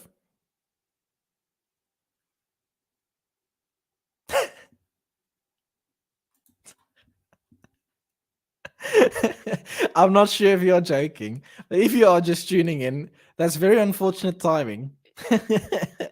We are talking about using a toilet. I mean, obviously, what else would you talk about during a tennis commentary match? So we are talking about the incident. What happened is, if you are just joining, I'm not sure whether you're just joking. If you're joking, it's a great joke, but if not, so we're talking about the incident whereby I think it was Casper Ruud. He got a warning for using a toilet break, but he didn't use the toilet. He just changed his clothes, which was quite interesting. And then he got a warning for not using the toilet. And then we went on talking how would you go and determine whether the toilet was actually used or not.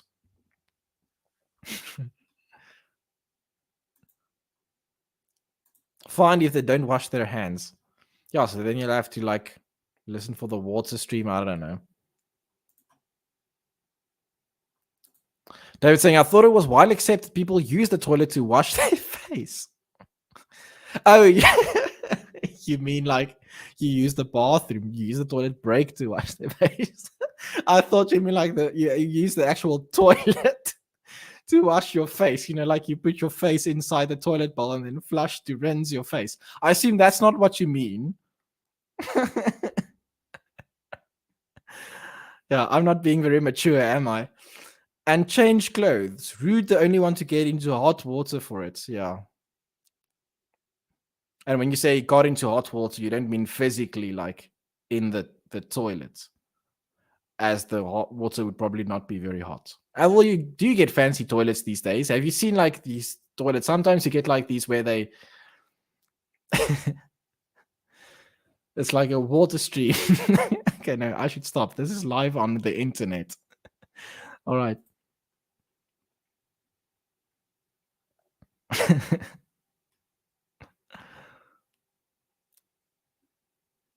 Yeah, what if you had to go, but it was a false alarm? Will they still give you a warning? That's a good question. I think you'll just have to then flush whether you actually did something or not to avoid getting penalized. What a waste of water. King Adjust, that's what he was saying too. You mean Casper Ruud? What did he say? That's ridiculous. That was very literal. As Wawrinka is leaving comfortably 40-15.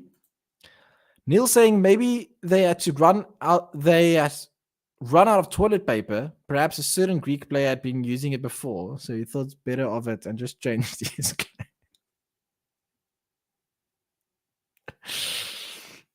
Yeah. And Wawrinka's able to hold his serve there, and he leads 3 games to 2 comfortably. So it doesn't seem like the injury, the so-called injury that he's having, is proving to be so much of a problem, as he's holding his service game comfortably and leads the second set 3 games to 2. David, I do a similar thing in airplane bathrooms, to be fair. I might just wash my face or whatever, but I'll flush to avoid looks from the flight attendants or fellow passengers. Yeah, I've never used a toilet on an airplane, actually, ever, because I'm scared. And I know it doesn't make sense, but I'm scared of or I used it standing but not sitting. How rational that is up for debate, but yeah, I've never used the toilet in such a way. On the what you say, you just flush to avoid dirty looks. That's funny.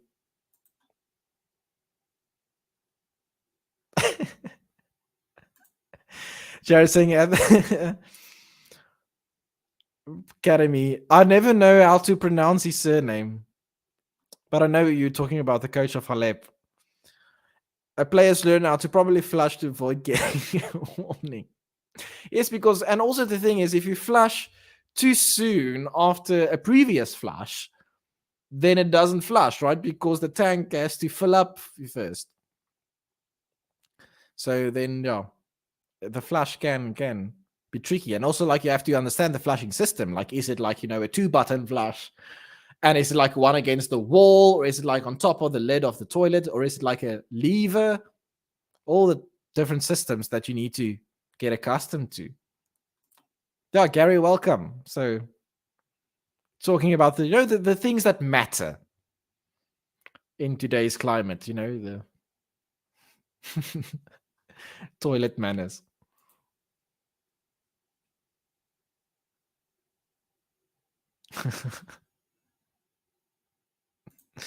Yeah, I'm thinking like they'll get some like email from YouTube saying like inappropriate. Oh, that's a big shank there by WAWRINKA. And it's love 15 there for Andy Murray on his serve.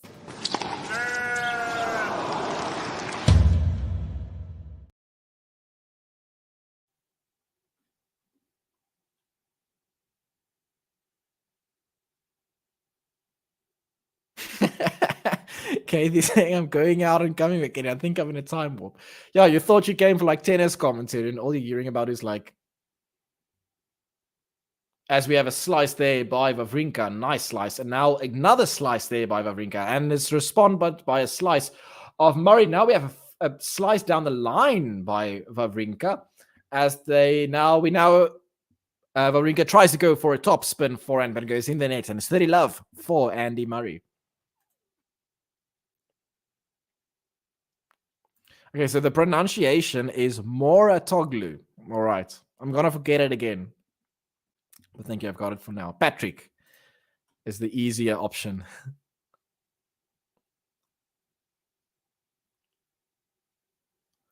MJ, are you serious? They have a person outside the bathroom timing it. I assume so, but what's even more ridiculous to me is I assume they have to have a person to determine whether the toilet was actually used or not, as Casper Ruud got a warning for using the toilet break but not using the toilet.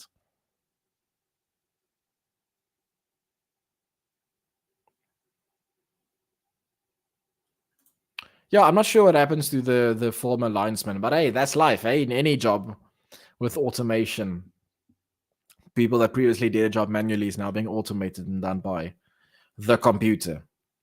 Carrie saying, nice to have. Hope to see you soon. I'm off multitasking while watching Layla. Okay, enjoy that match. I'll see you again soon in a future stream. As we have a forehand by Andy Murray to the backhand slice of WAWRINKA. It's sort of a drop shot, and it's successful as Andy Murray is not able to hit that upwards with his backhand, and it's 40-15. This episode is sponsored by the Plumbers of the World.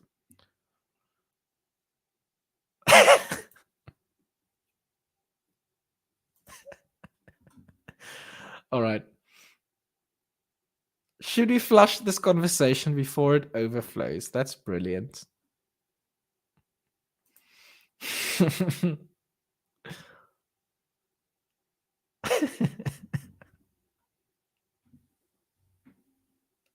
And isn't that, you remember, like, was it a year ago or something, where somebody actually, yes, I got a warning for taking too long in the toilet.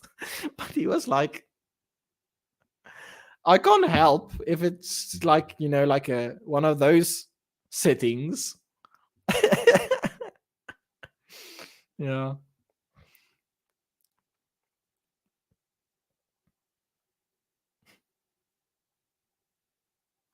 Yes, they were talking about like in Charlie and the Chocolate Factory. Exactly. I always think of that scene when I think about automation, because like I talk quite often about automation as a lecturer in my work, like lecturing on the topic of technology.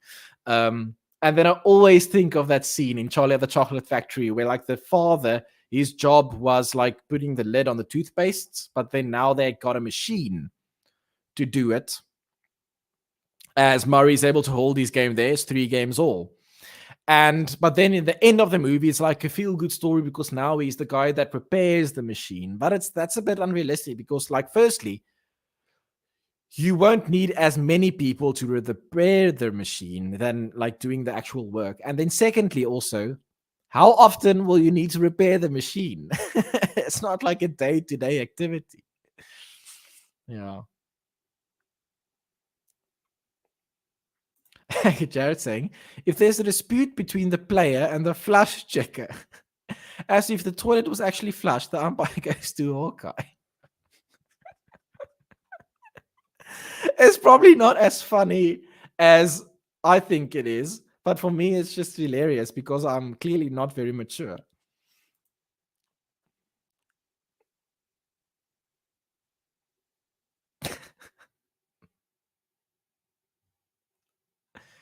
MJ pointing out, so I don't want to get gross how they can check. If you're really hydrated, you can't tell you peed.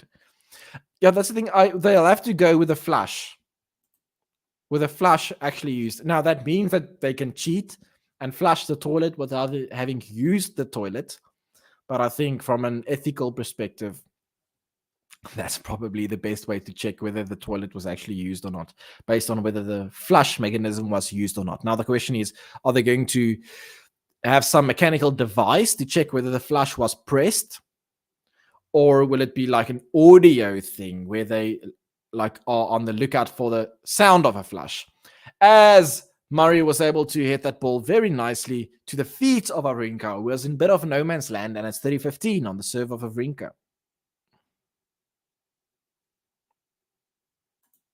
Yeah, so then the person that's now going to repair these machines will now have to travel all around UK to repair them.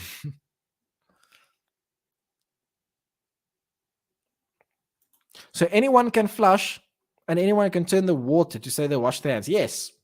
I mean, I think you'll have to. Ooh, that's a forehand wide by WAWRINKA, and it's 30 all. So yeah, I think from an ethical perspective, you'll then just have to accept the risk that people might flush without having actually used the toilet. Leslie from South Africa. I am from South Africa. Yes, from Cape Town. Tell me, Leslie, where are you from? They were saying it's funny. I'm not the only person who always thinks. Yeah, I always think about that scene in Charlie and Chuck Factory when we talk about automation. As a good serve there by WAWRINKA. 40-30. Murray is requesting the replay, but he changed his mind. It's always so strange to me. Tell me in the chat, what do you think about, like, because as we know, like, automated, so they can't challenge for a Hawkeye because the Hawkeye is going to be correct because it's not done by lines judges.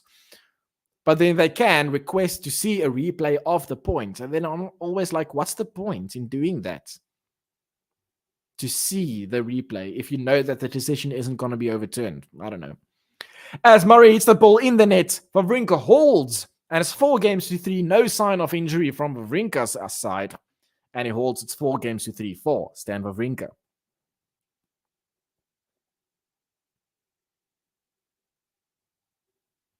Kathy saying, so now the Rude got a warning. Players can just flush when finished, whatever they're doing, even if they didn't use the toilet. Yes, true. Unless you suggest that we don't determine whether they use the toilet based on the flush, but rather by other means, which I don't suggest.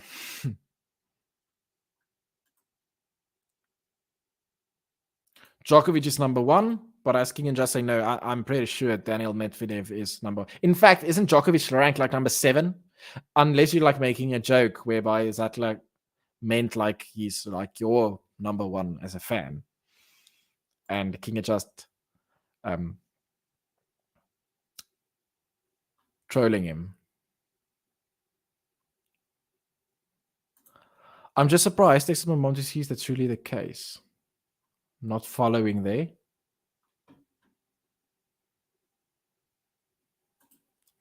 I think Rafa never uses the bathroom. He sweats at all. Yeah, it's insane. All the amount of sweat that he has while playing. Like, he probably doesn't have any fluids left. Well, Murray is the net. Why can't Liverpool hit the net?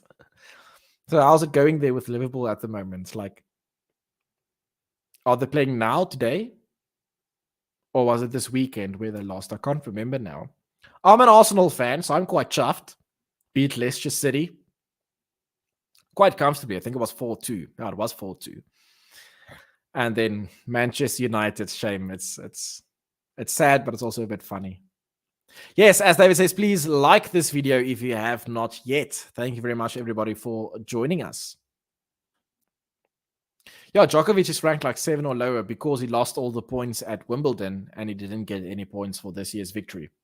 As Murray is now serving at 3-4. Neil saying in Toronto, they had a team of line judges on standby in case tech failed. That's interesting. So they must be getting a decent retainer to be there. I assume the US Open will be doing the same.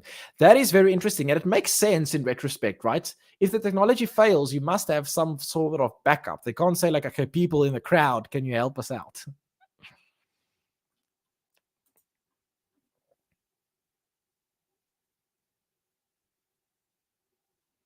Is it sort of about Novak playing US Open? No, it's not. It's just now more likely that it might be possible, but it's not official yet. Yeah, Tsitsipas warned for flush tampering, like warning you, like for flushing without having used it. But I mean, it will be problematic if they are able to prove that. Oh, David saying losing 1-0 to Crystal Palace. I assume it's live then currently. Interesting.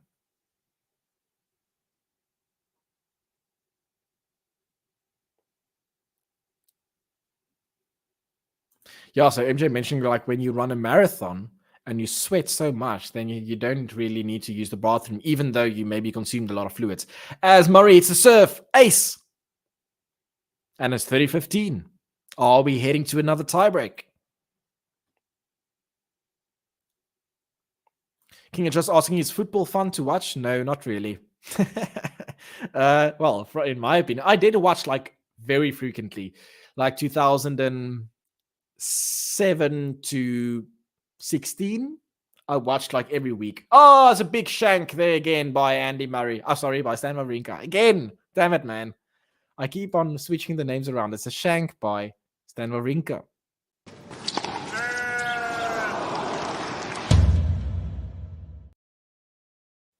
So then I stopped following week to week because firstly I'm an Arsenal fan and they kept like started losing and I just became so fed up I stopped watching.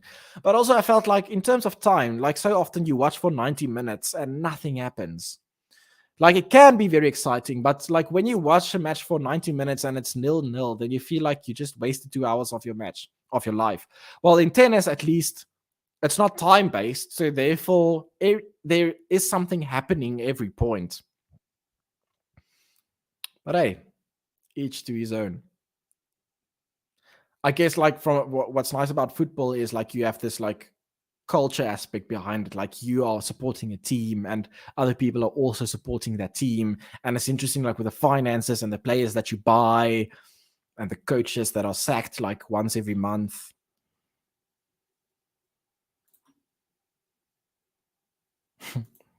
You're saying Rafa doesn't go to the toilet in case the opponent takes the chance to tamper with his water bottles. 40-30 for Murray to make it 4-all.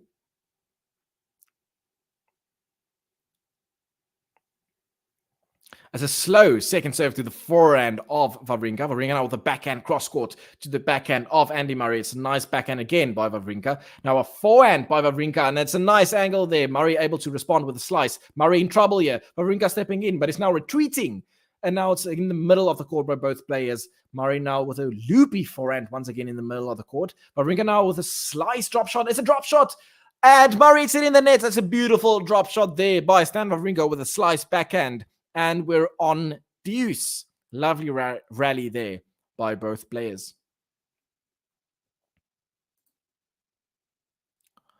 David saying the only other South African I know that likes football also supports Arsenal. All right. Yeah, I as far as I see, like Arsenal is quite well supported here in South Africa.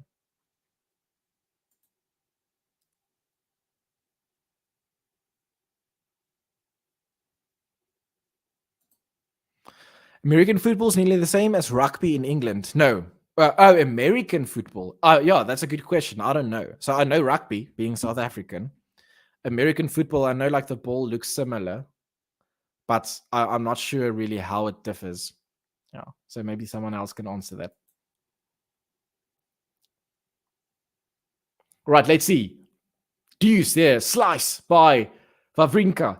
And then now a cross-court backhand by WAWRINKA, topspin. WAWRINKA now with the backhand to the backhand of Murray as they exchange backhands. Now WAWRINKA goes down the line with a backhand. And what happened there? I think I missed it. It went long by Murray, and as advantage, WAWRINKA. Ooh, it's advantage for WAWRINKA, and it's another breakpoint opportunity. It's a breakpoint opportunity here for Stan WAWRINKA, and if he's able to convert this breakpoint, it means that he will serve for this set. Let's see whether he can convert this breakpoint opportunity. I gotta admit, my voice is so sore. I'm hoping it doesn't happen. But that's not a good reason. Let's see. Murray serving. WAWRINKA with a breakpoint opportunity. Ooh, fault. Second serve.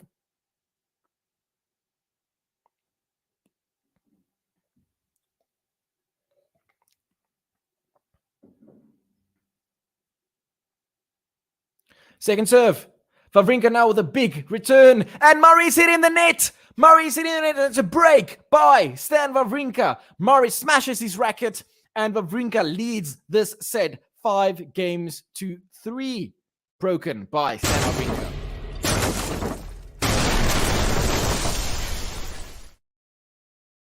All right, let's see. WAWRINKA will be serving for this set and force it then maybe to a third set in this match.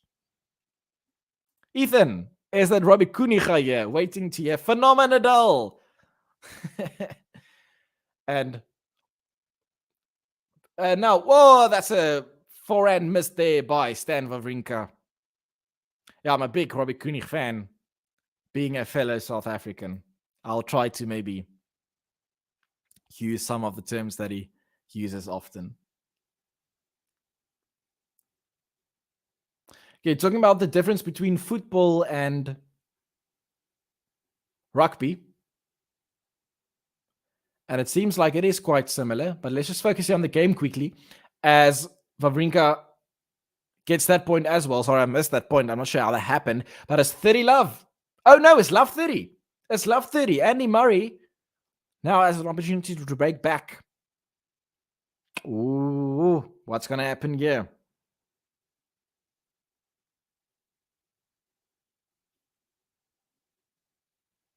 Let's see. WAWRINKA serving at love 30. To the backhand of Murray. Now WAWRINKA coming to the net. Oh, that's unlucky by Stan WAWRINKA. That's very unlucky. WAWRINKA was close to the net. He went for a topspin backhand, but it clipped the net. And it then went out the court. And it's love 40. Love 40 is 3 break back opportunities for Andy Murray. Surely he will convert one of them. Yep, David saying, I had a feeling there was another turn to this set. Wow, what a window of opportunity for WAWRINKA here. But now love 40 as it's served by WAWRINKA in the net. Second serve. Second serve to the forehand of Murray. Ooh, it's a good deep return there by Murray. WAWRINKA now with the forehand to the forehand of Murray. They exchange cross courts with their forehands. Now WAWRINKA goes down the line. Murray with a slice. Now topspin backhand by WAWRINKA. Poetry in motion. Oh, and it's tries to go backhand on the line by WAWRINKA, but it goes long. And it means Murray breaks back immediately. WAWRINKA not able to serve out this set. And it's a break for Andy Murray. It's back on serve. 5-4. So Andy Murray back in the set.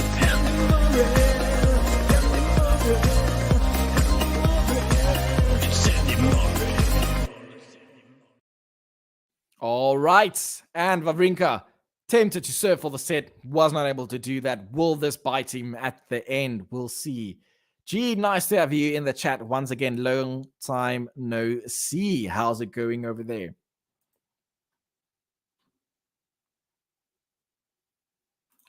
Neil saying, football is the second most popular spectator sport in South Africa after complaining about Eskom load shedding. So, Neil, tell me, where are you from? Are you then from South Africa? It sounds like it if you know about Eskom. And sorry if I already asked. Yes, nice to see you, Gene. I've been away for quite a while. I think the last match that I commentated before this was at Wimbledon. So yeah, it's nice to be back. My voice is not used to commentating any longer, I must say. It's quite sore now, and it's only now like the second set. Imagine this was a 5-setter. As Murray will serve to try and stay in this set. So it's not over yet for Stan. Still has an opportunity. Thank you, everybody, for joining us here tonight for the closing end of the set. If you have not yet, please consider hitting the like button on this video and subscribe to the channel if you are new. Murray will be serving. Let's see whether Stan can then maybe break again and thereby clinch this set. Where have I been? Yeah, it's a good question. It's just like, I don't know. I don't have a reason why I haven't really commentated the past time. But hey, here I am. Let's hope I can keep this streak running and commentate a few matches in Cincinnati. Is my voice like that due to the Boks versus the All Blacks game on Saturday? You know, I watched the game, but I'm not like a very enthusiastic rugby spectator. So I watched the game and I'm like, okay, cool. I hope South Africa wins, but I'm not really like very much into rugby. So no, I didn't shout during that game. But yeah, they lost, unfortunately. South Africa against the All Blacks. It was a great atmosphere in the stadium.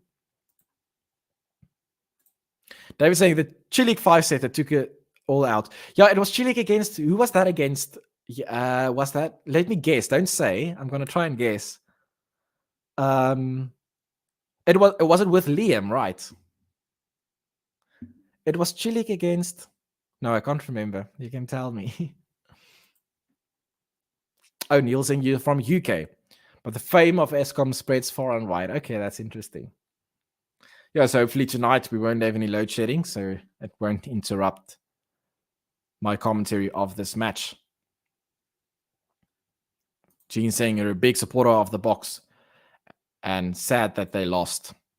Yeah, so hopefully in the next match then they'll be able to bounce back. I think they're still very much poised as favorites for the World Cup. Tell me if you agree.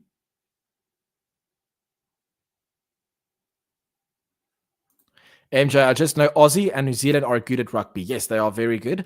So currently the rankings, as I have it, number 1 is actually Ireland at the moment, and number 2 is France. And then South Africa is number 3, New Zealand is number 4, and then from there, I don't know. As Murray is now approaching the net, will he smash this away? Surely. Yes, he does. And it's 30-15. I haven't seen Liam lately. Yeah, I'm not sure where he is. No, but Liam was on like last week or something, wasn't he? I think he was like with someone else, if I remember correctly, like with JG. Yeah, I think so.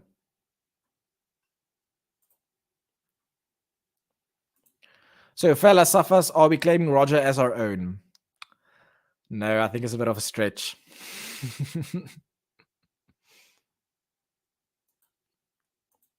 Oh yeah, David saying you streamed the semis with Liam versus Rude. Okay, so it was with you, not JG. Yeah, I thought I remember something like that. Yeah, so cross-court tennis is David. That's correct. Right, let's see. Murray now with the backhand. It's nice and deep. WAWRINKA now with a very nice angle with his forehand.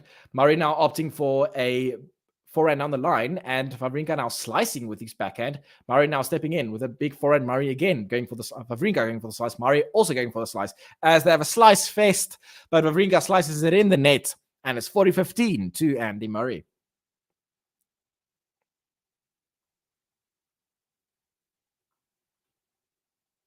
Gene saying David that Chilik Roland Garros run was phenomenal. Yeah, I think I missed the message now. Against who was it? Oh, you say yeah. The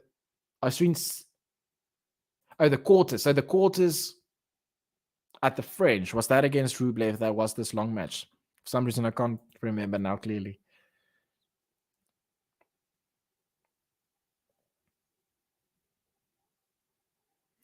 Let's see. Murray now serving at 40-15 to make it 5-all. He serves to the forehand of WAWRINKA, goes for a wild swing on his forehand, but WAWRINKA hits it wide, and it is 5 games all. And Andy Murray looked like he was in trouble when he got broken, but he's back in this game 5 games.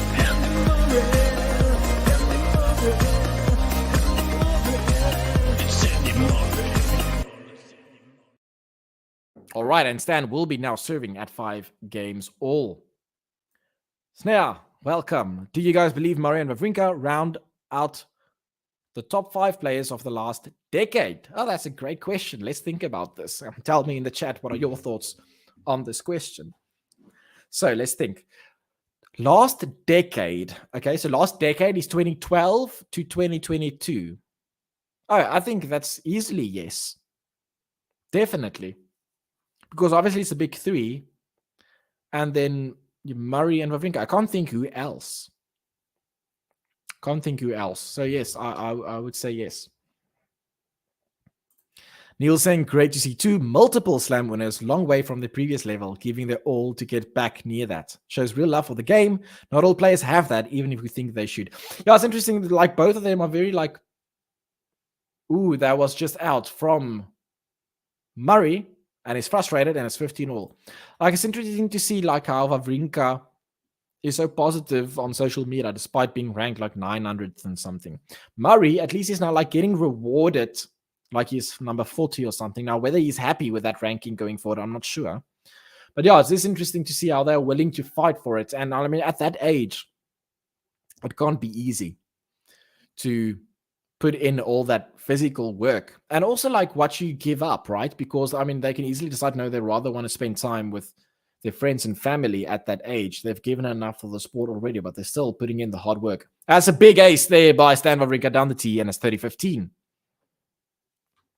Yeah, so the 5-setter was against Rublev. David confirms.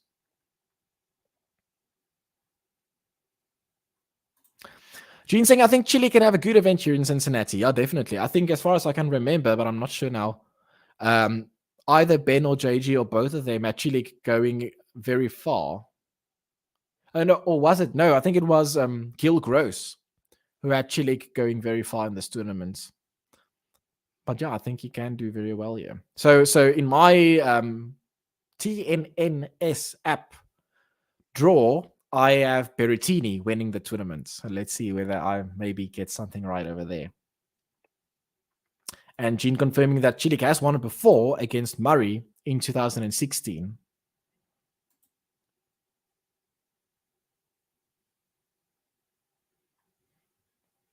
And it's a hold there by WAWRINKA, and it's 6-5 as we get to the business end of this set. What will happen? Nobody knows.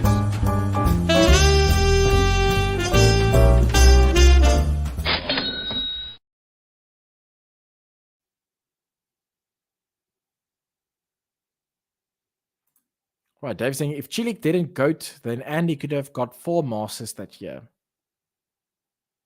Oh yeah, in that final. That is interesting.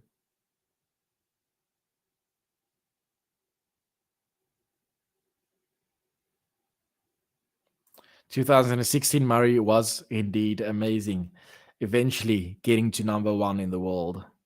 And then Delpo, yeah, so if we're talking about like potential, then you have to put Delpo in there definitely in terms of talent. But unfortunately, as soon as you go with even buts, then it becomes a bit subjective.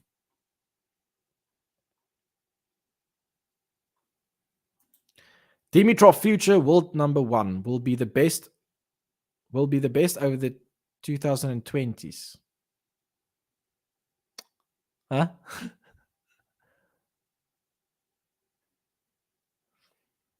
I assume that's a joke.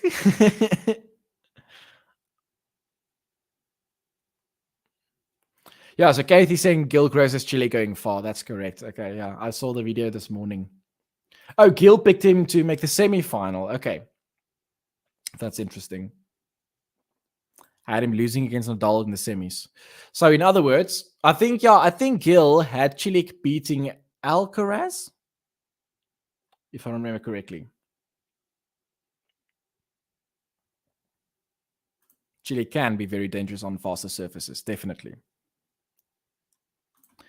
Murray said he wanted to get ranked high enough for seeding at the US Open. He won't make that now, but maybe for the Australian Open. All right. As Murray now will be serving to stay in the set.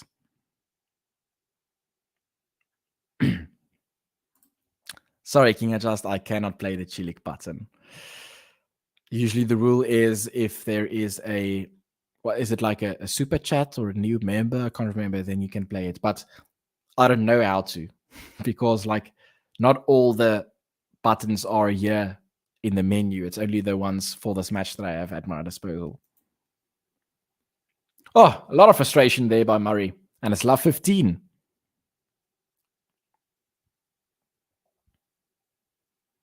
Is there a WAWRINKA button? No, unfortunately, there is not.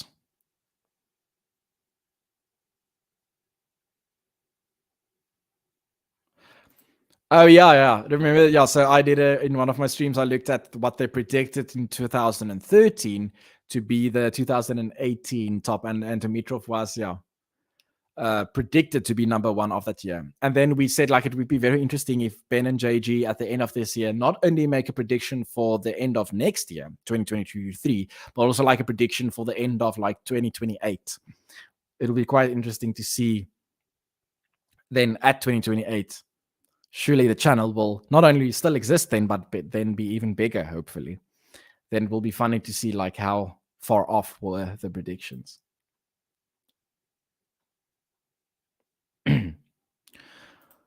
Alcaraz has fallen off a bit. What do you think? Yeah, it seems like Andy mentioned on social media like he felt a bit of pressure against his match in Tommy Paul. It is concerning, to be honest. Looking at like started at the French Open already when he had that tight match against Ramos Vinulas, 5 sets. So it is concerning on the one side. On the other side, maybe we should just say we should like curve our expectations. Like he's still having a fantastic year. So at the beginning of this year, if you said like world number 5, people would say, oh, that's a very successful year. So maybe we should just like not expect too much of him too soon. I don't know. It's 15:30, and WAWRINKA is 2 points away from taking the set. Who's the more aggressive player? In my opinion, it is WAWRINKA. Tell me in the chat whether you disagree, but I think WAWRINKA is more aggressive in this match currently. And it's a block return there by WAWRINKA, but it's nice and deep. WAWRINKA now with a backhand cross-court. Murray stepping in. And Murray tries to go for a backhand cross-court, but he shanks it like in his strings. I think he broke a string. Yes, he did. Oh, that's unfortunate. He broke a string. And it's now 15:40, which means it's 2 set points opportunities for Stan WAWRINKA. Oh, there's some spam in the chat.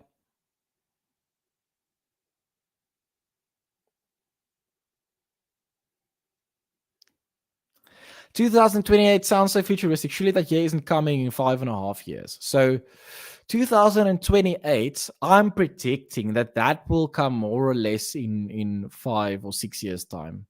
That's my prediction, but you never know. You never know. And Stan WAWRINKA! He goes for the backhand. Goes for the... I'm missing the word here. Passing shot. Murray attempted to get the ball over the net, but he was not able to. And that means that Stan WAWRINKA breaks. And that means that he takes this set and he wins the set 7-5. We are at 1 set all in this legend versus legend match. Well, I did not see that coming, to be honest. When Murray broke back, I thought, okay, this is gone. But now Stan broke back again as well. And we are at 1 set all. If you just excuse me, I'm just going to refill with water here. My voice is very, very sore. So I'm just going to play a clip here while you wait. I'll be back within 1 minute.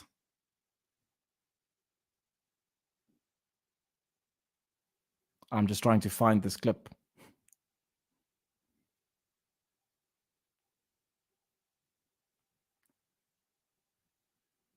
It's not here. Okay, but I'm just going to be away for a quick second. I'll be back now. Thank you very much.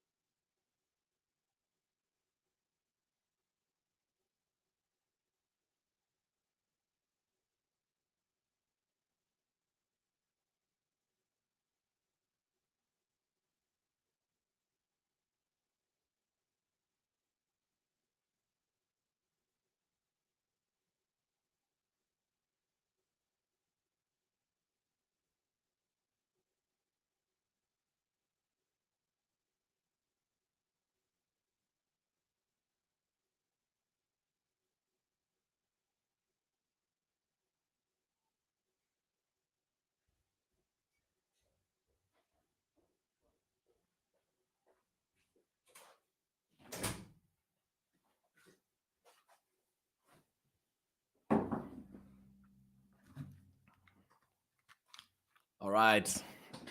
Wow, my voice is completely gone. I'm gonna try to speak softer. Just increase the volume of my mic. Tell me if it's too loud. Tell me if it's too soft. As WAWRINKA is now serving in this third set. Let's see in the chat, what are your thoughts on this match? I did not see it coming, especially when WAWRINKA had a medical timeout. Then I thought, no, this is over. Okay, let's see.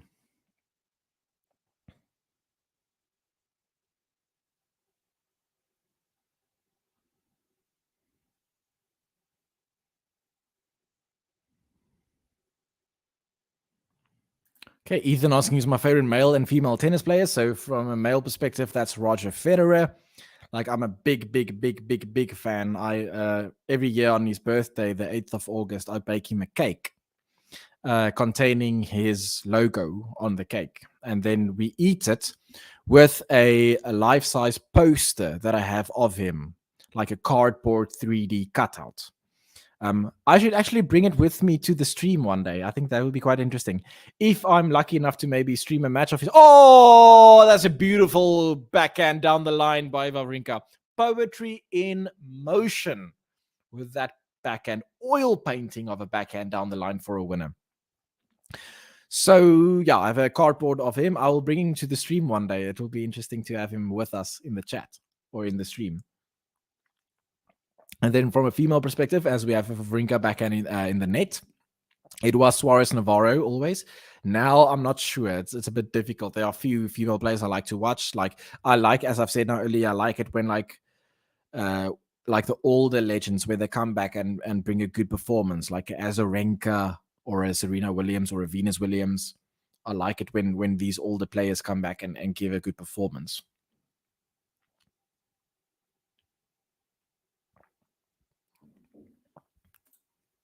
Tell me, Ethan, who are your favorite players? As WAWRINKA now goes for the... Oh, that's lucky, but also beautiful. WAWRINKA went for a drop shot with his backhand slice, and it just clipped on the net and then bounced over. But either way, I think like he deserved that point. And he holds 1-0. What did I drink? Hot chocolate. Yeah, I got like very cold water now to soothe my throat. Well done, Stan. I want Murray to win, of course, but Stan is one of the nicest guys on tour and a great of the last decade, as you said.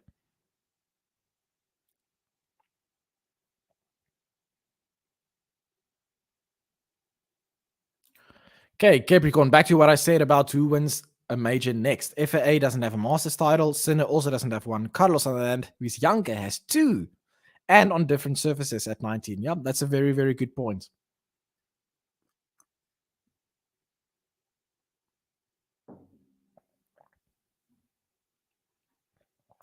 Neil saying it's a valid point of discussion. Steffi and Martina would have each won a lot more Grand Slams without the other.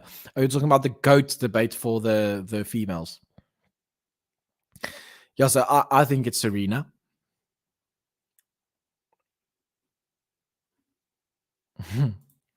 Yeah, so you cannot confirm whether I flushed or not. But no, I didn't. I just got some water. What is Afrikaans for a silent flush? Oh, that's beautiful touch there by Murray at the net, crafting with his hands with a drop shot at the net. And it's 15-love. It will be like a still spool, I guess. A still spool? Oh, that doesn't sound right. Ooh, what for Mr. Murray? The umpire said something for Mr. Murray. And it's Sir Murray, by the way. How disrespectful.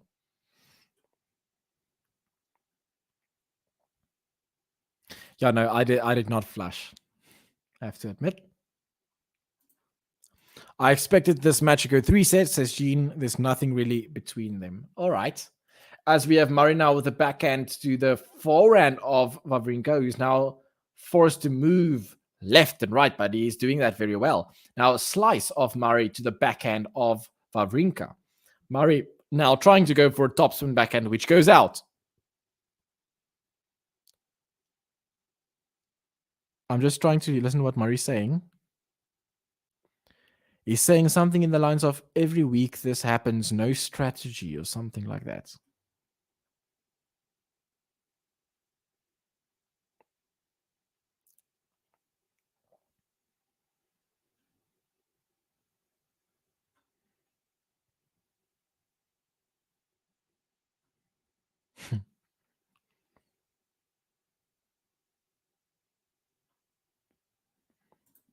Neil saying players with one-handed backhands are often overrated. See, they previously mentioned Dimitrov, but Stan is a thing of beauty, and he has the rest of the game as well.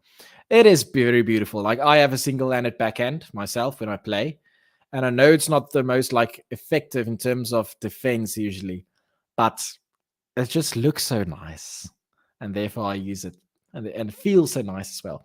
And we have a single backhand by WAWRINKA down the line. Murray now with a forehand slice, which is never a good sign.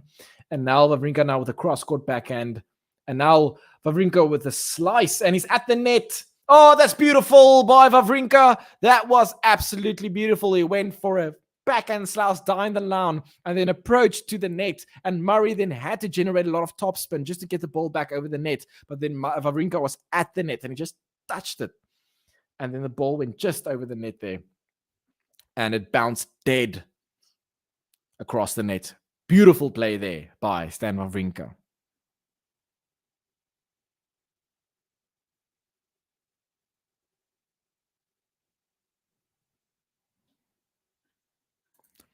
Jing saying, I think there are some issues with Felix's game. Sometimes goes for too much and has mental lapses. Well, Stan is better in that, but needs to improve physically.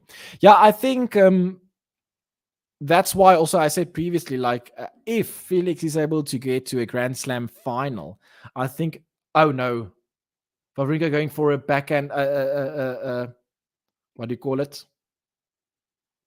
Oh no, he's having troubles. Underarm serve. I think he's maybe injured. But don't take my word for it. Let's see. It's 15-40. 2 breakpoint opportunities for Stan, but I must say, WAWRINKA's not looking good. He opted for an underarm serve, but it didn't look like it was tactical. I think he's in trouble. Ooh, and he's stretching his leg. He's stretching his leg. He serves, very slow serve, and now he hits that ball out. Okay, let's keep an eye on what's happening here. Stan WAWRINKA just broke. I don't want to celebrate because Murray is not looking good as he throws his racket.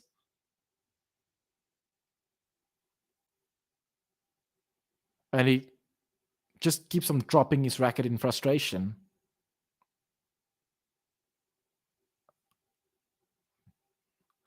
Sorry, I'm ignoring the chat now. I just want to focus here quickly on what they are saying so I can tell you what's happening if you're not following the match on television.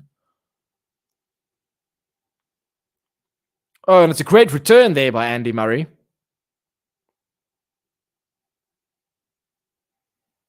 La 15.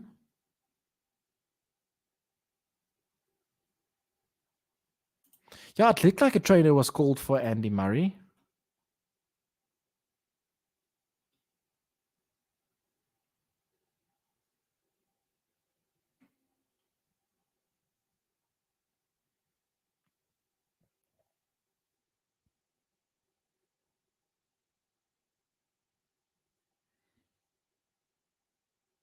And it's love 30. Very strange scenes here tonight. Jane, really enjoying the commentary. Thank you very much. I appreciate it. Will I do one tomorrow? Maybe. Maybe I will. It's difficult to say now, but maybe I will. But I will hopefully be back soon. Let's put it that way.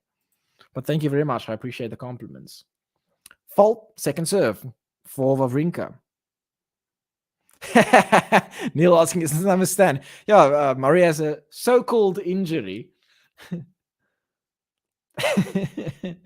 As Murray is now approaching the net. WAWRINKA trying to pass, but Murray's getting it back, and smash! That's beautiful play there by Andy Murray. WAWRINKA not able to pass him the second time, not able to pass him the first time, not the second time. And the third time, Murray puts it away for a smash. Beautiful play there by Murray. And oddly, he's now has 3 break points after being so-called injured. Maybe Wawrinka has like had a lapse of concentration as he thought, okay, now it's going to be simple, straightforward going forward. And clearly that's not the case. Serve by Wawrinka goes out.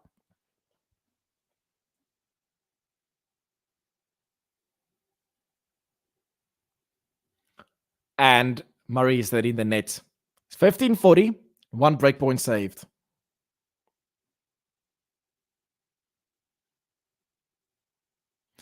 Yeah, I'm not sure. If you are watching this match on television, tell me, what do you think? Like, is Andy injured? It does seem like it, but he has breakpoints. And he's not like retiring. As a return there by Murray goes out as well. And it's 30-40, another breakpoint saved. I guess we'll have to wait until the changeover to see like what he tells the umpire. Okay, breakpoint number 3 opportunity here for Andy Murray. Thank you, everybody, for joining me here tonight. If you enjoyed this coverage, please consider hitting the like button on this video, as it really helps us out a lot. And subscribe to the channel if you're new for more coverage from Cincinnati. And also, very exciting, the US Open coming your way. Big serve there by Stan. And now a forehand to the forehand of Murray. Just loops it back with his forehand. Stan now with a backhand to the backhand of Murray. Murray now with the forehand to the forehand of Wawrinka. And Murray now having to move quite a lot, but it's a good angle there by Murray. Murray now with a backhand cross-court winner! That's a winner by Andy Murray with his beautiful backhand. And he breaks back. He breaks back, and it's back on serve. 2-1. Andy Murray.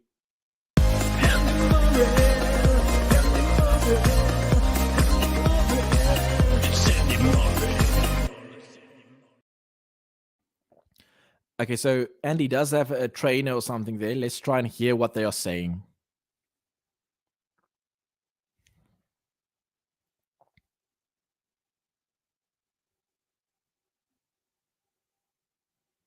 So the trainer is massaging his, I don't know, I'm not a doctor. But although I'm sure it's a very basic part of the human body that I don't know what it is. Is it your hamstring? Like just above your knee? Yeah, I guess you don't have to be a doctor to know what a hamstring is, eh? Just not my areas of expertise. Give me like accounting, then we... So he's touching his, which I think is the hamstring, or is the hamstring only at the back? Tell me in the chat. Help me out. Quad. Is it a quad? Like the area just above the knee, but at the front.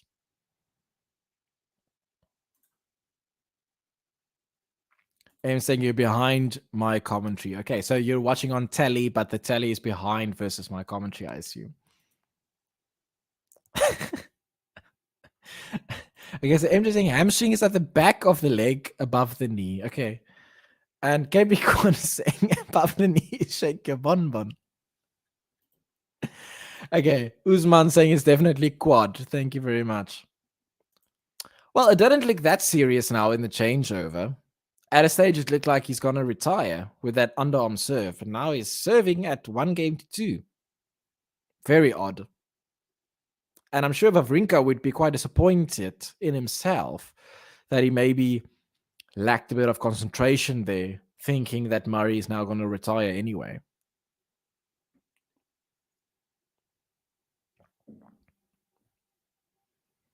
It's a fault second serve. My audio is lagging versus the visuals, but I'm not going to try and refresh. I'm scared like something happens. Big forehand by Murray to the forehand of Wawrinka, who hits it out. And it's 15-love for Sir Andy Murray.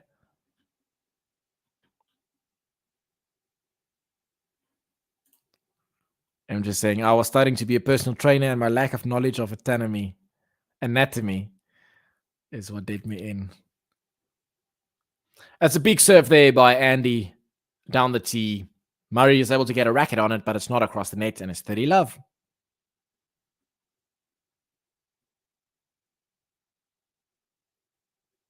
I assume David left. I'm quite curious what he thinks about this injury.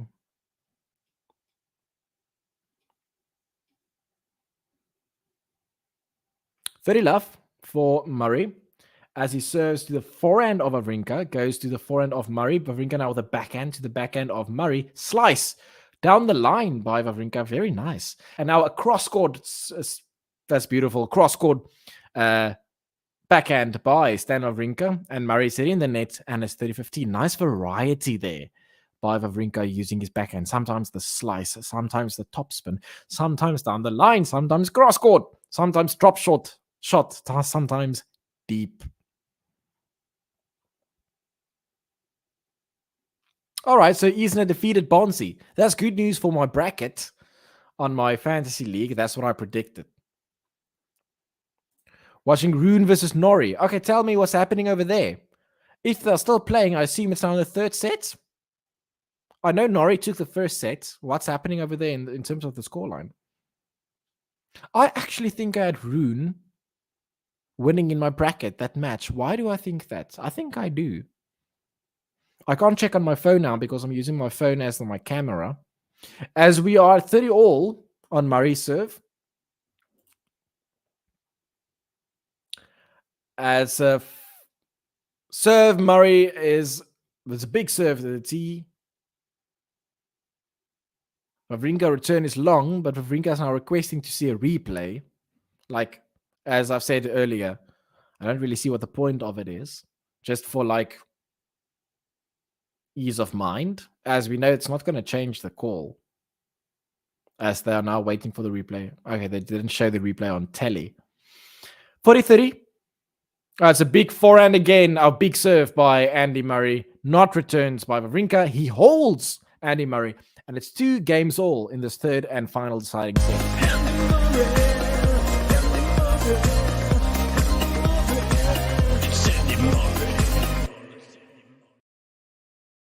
All right, in EMZ or EMS saying 4 all in the third set. That's interesting. Wow, that must be a very, very interesting close match over there. Is the winner of that match playing the winner of this match? Why do I get that idea? Why do I have that idea? Is that true?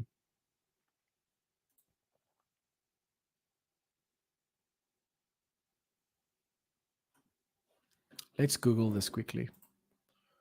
So this is Cincinnati draw, and it should be on Wikipedia, right? Okay, it will be easier to just say Cincinnati Wiki. Yes, here we go. Oh, no, but now it's the actual city. I need to Google the actual tennis. Cincinnati Tennis Wiki. Here we go. All right, but now we need this year.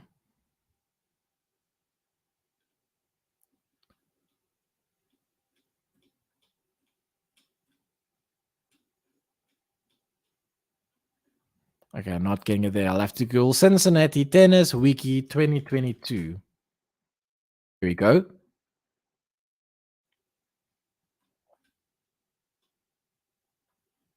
And now we go to the men's singles page. You probably already confirmed in the chat whether it's true or not. But let's see. So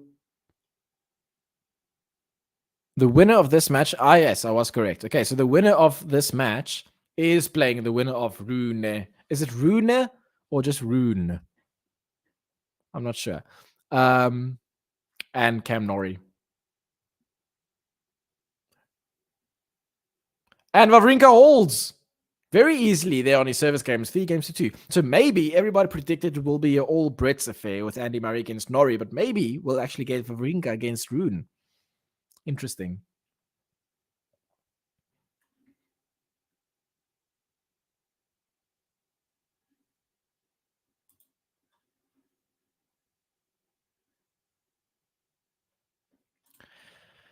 Oh, Capricorn saying Chilik just defeated Muna 6-3, 6-3. Okay, that's very impressive. As the trainer is out again for, I assume, Andy. Jared saying there have been a few tennis analysts saying the overall level of tennis on the tour has been gotten higher. Now there won't be a lot of one-off major champions, similar to women's tour. Do you agree? It's a very difficult one because you can argue both ways. Like, if you have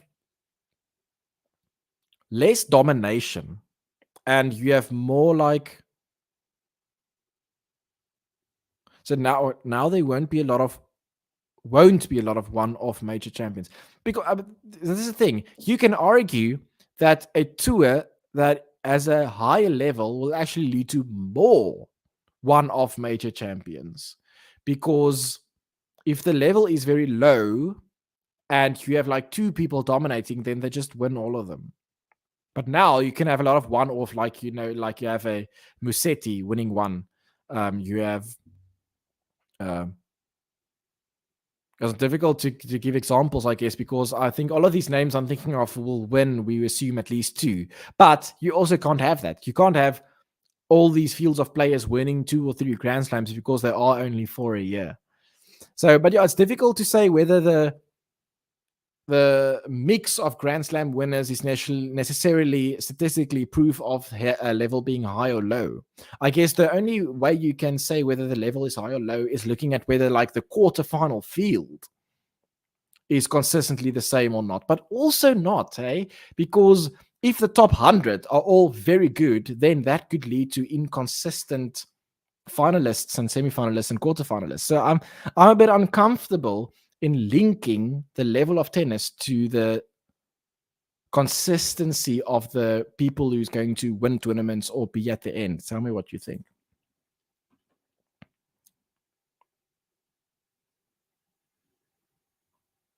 Let's see. Andy Murray serving at 2-3.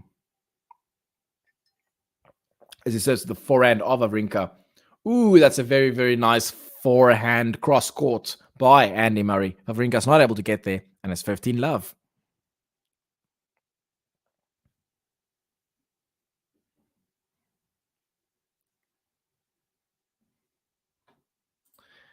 M's saying, I want Rune to do well literally because of his button. Yeah, I was actually the first person to play his button on this channel during, I think it was the French Open. It's that Holger Rune with the piano.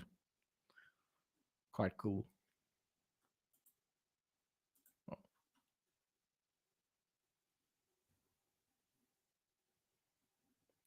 Let's see. It's another shank by WAWRINKA, and it's like his 8th shank of the match by Stan WAWRINKA, this time on his backhand.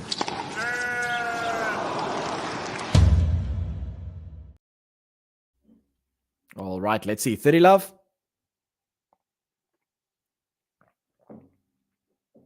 Fault by Andy Murray, second serve.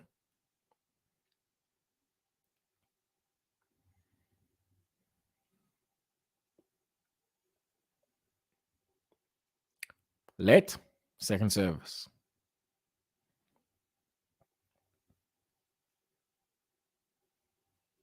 Oh, this is a long match, eh? What's the time? 11:45. Oh, that's late. It's out by WAWRINKA, the return, and it's 40-love.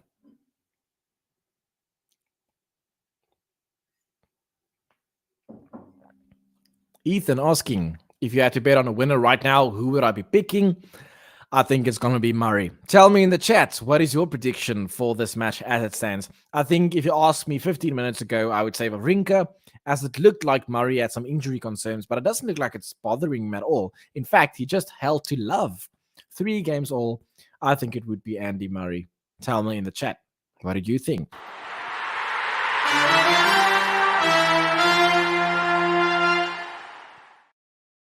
It's 3 games all. WAWRINKA serving.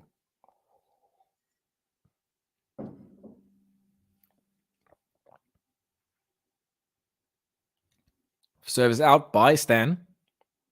Second serve. Okay, M saying that Stan is going to win this 6-4. All right, let's see. Andy is approaching the net. Oh, and he's very frustrated. He was a bit of no man's land, and the ball was at his feet by the time that he reached the net. And it's 15-love for Stan. Yeah, I think Andy just hesitated there whether he should go for it or not, and then he was in no man's land.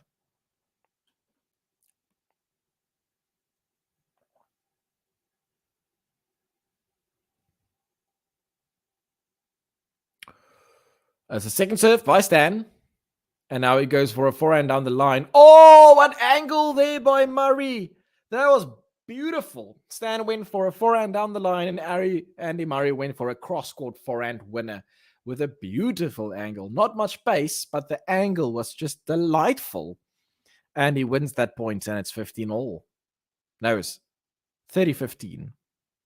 No, it's now 30-15 after this ace by Stan.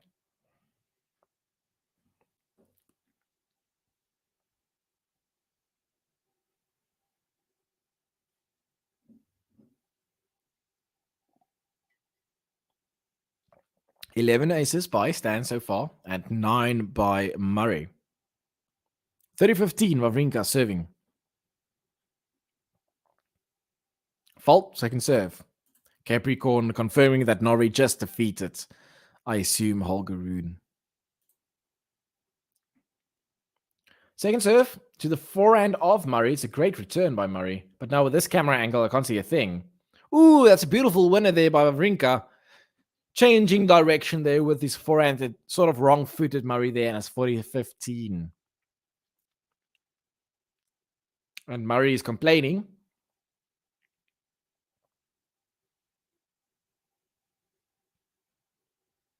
And it was a big roar there by WAWRINKA.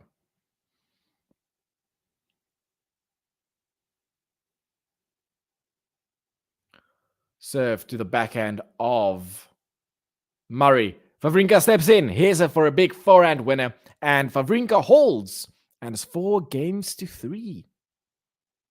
Who's going to blink first?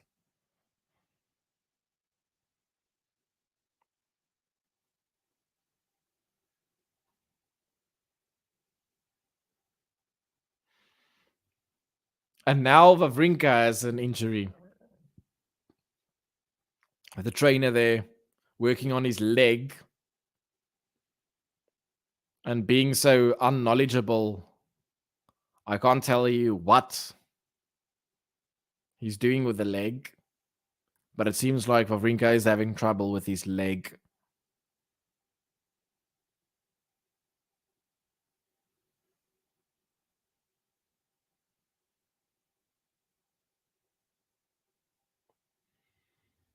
Sure, this match is getting long.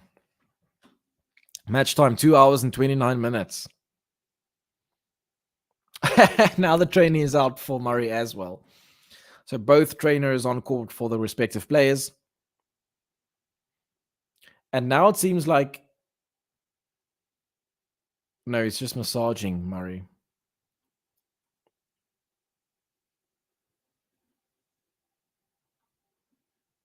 Yes, Karatsev won a match. That was interesting. I didn't expect that.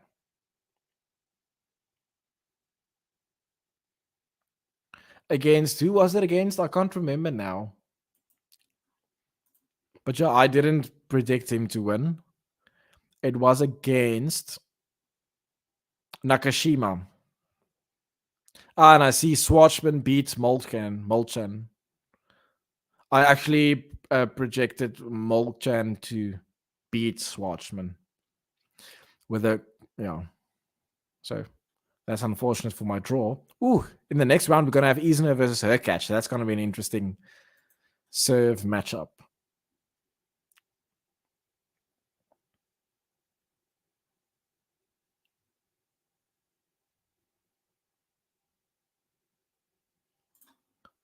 $40-15. Yeah, I saw him in Shanghai as well at one of the smaller courts, and then we actually shouted his name, and he did respond to us, which was quite neat.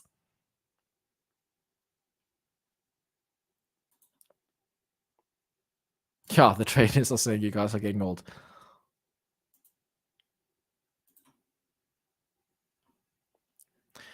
Gene, what's going on here? Not much, to be honest. Both are apparently injured, and nobody is really doing anything on the opponent's serve, I think, due to the court speed. As long as your serve is like a K-ish, then you won't be broken easily. 30 love for Murray.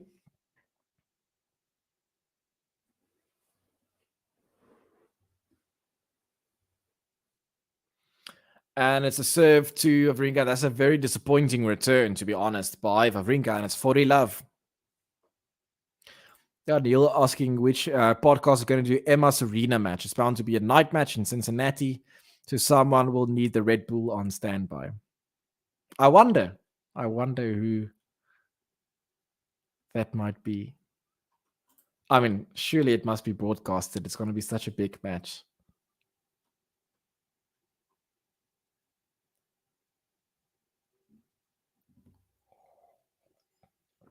And it's a poor backhand attempt there by Murray. 40-15. I must say the level of tennis has been a bit disappointing. And I think it's also supported by the lack of noise by the crowd at this moment. It's very silent.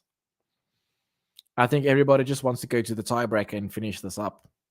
40-15 by Murray.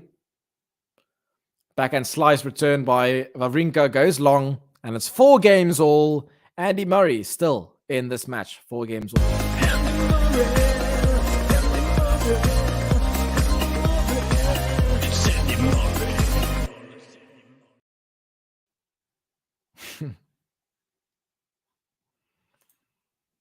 Yeah, it's like next the umpire is going to have an injury.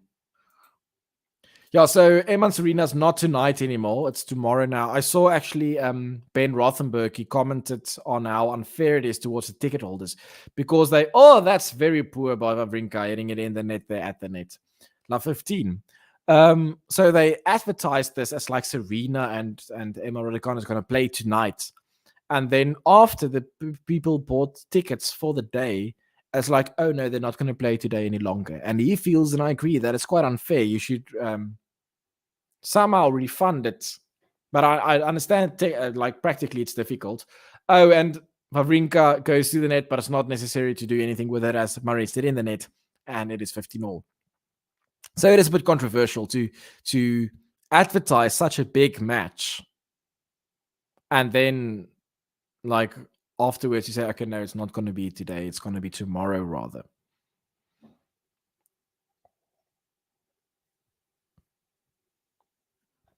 Kathy agreeing that it is a bit unfair.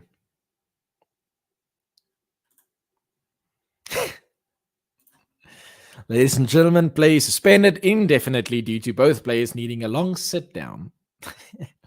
Yeah, I must say their age is really showing this match.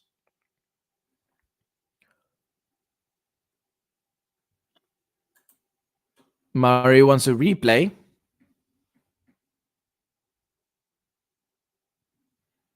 But I guess it's just to get a quick rest.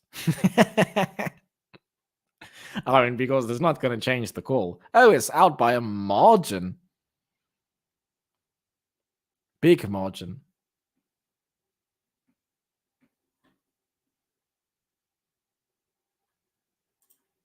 Did you know that if they play 60 minutes of tennis or something, that they not need to refund ticket? It makes sense. I mean, I think for other sports, like let's say it's cricket, I think if it rains and there's no match, you don't get a refund. I'm actually not sure. I shouldn't comment on something I don't know nothing about. But okay, that's interesting. Murray goes to the net and now retreats as WAWRINKA goes for a slice backhand, but he slices it in the net for WAWRINKA. It's 0.2 Murray, and it's 30-all on the serve off Stan.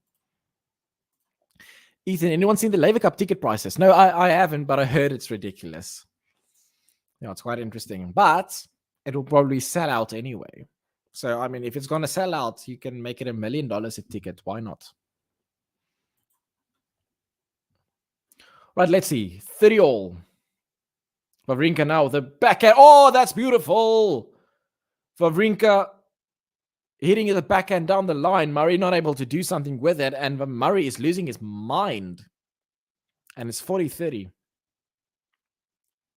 Yeah, Capricorn, I completely agree with you. Like, Andy is so cool, like on social media and in interviews, and so relaxed and funny. But I agree, like his on-court aura, he's so frustrated all the time. And I don't like seeing that as well.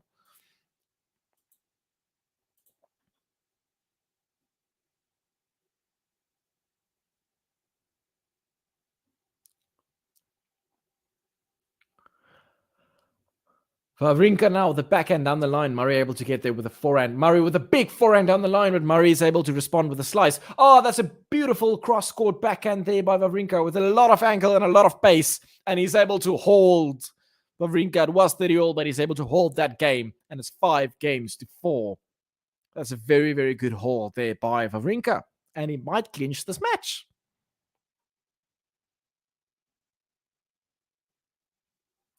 David, welcome back. So what do you think? It seems like, and now the trainer is on for Wawrinka. I assume the trainer is going for Murray as well. It seems like Murray is maybe struggling with a bit of a knee injury. Tell me, are you concerned about that? Have you heard about that? Or maybe it's just like what do you call it? Not an injury, but more like a cramp. That's also possible, I guess.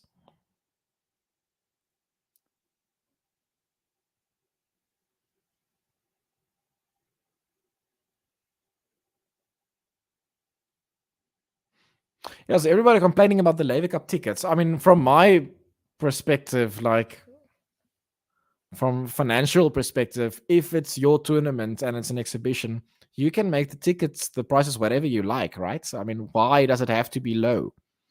If you think that you're going to maximize your revenue by making it $1 million a ticket, what should stop them?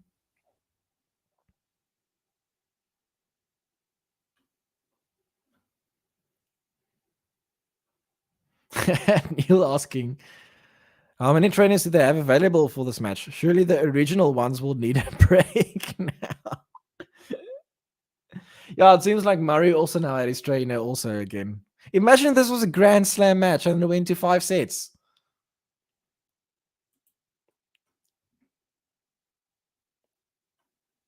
Yeah, so Keith say if people are willing to pay, then it proves that it's not too high. So, and people are clearly willing to pay those prices. So then, yeah, I guess it's up to the organizers what they want to do.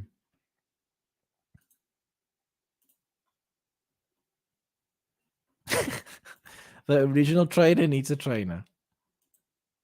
All right, let's see.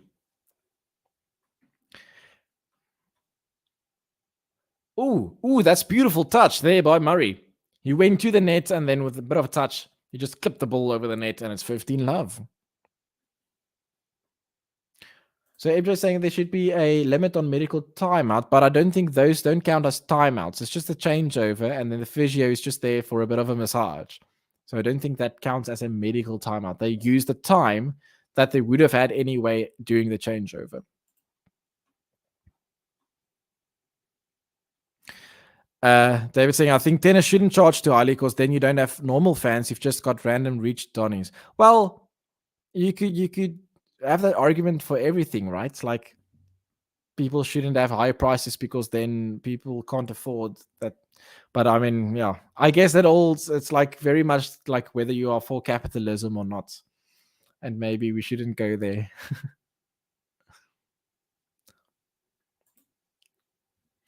All right, let's see.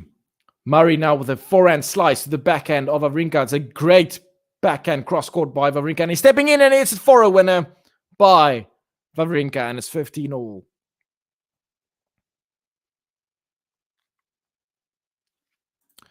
Dave's saying for an exhibition, you shouldn't be paying 400. Well, I actually feel the opposite. I feel like if it's an exhibition, then it's like even more reason why you can make the prices whatever you want. Because it's not like you are representing the country like the Grand Slam, you know, it's just a private thing. And if it's a private function, then I feel like the people that are hosting it and taking the financial risk because they are paying the players, then they can make the prices whatever they want, in my opinion.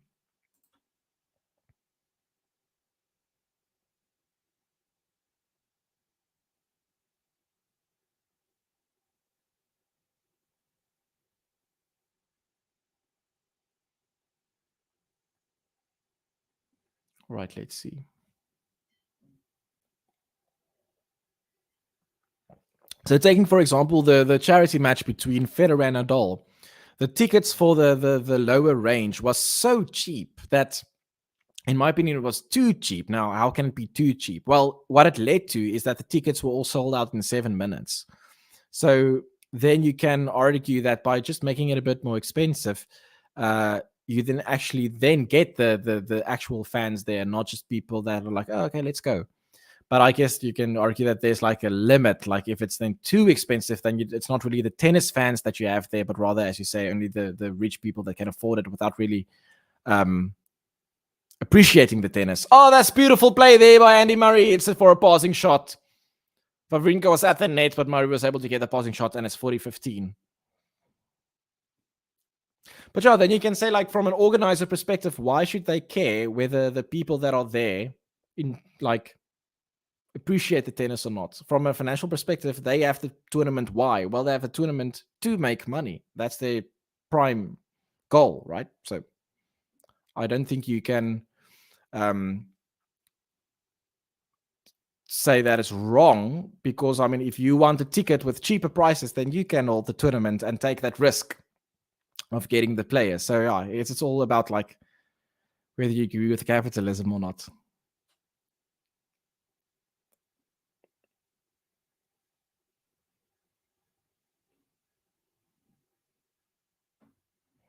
Neil saying it's not about capitalism, it's sports need to think longer term. Wimbledon and other Grand Slams could charge way more than they do, but they see it as a responsibility to the sport and its future not to.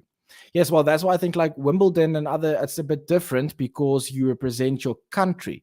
Like for England, Wimbledon is a big like event that it serves as a marketing tool for the country and the perception. Well, I think something like an exhibition tournament, like a Laver Cup, that's a bit different, as it's not really hosted by a country, but rather by personal investors.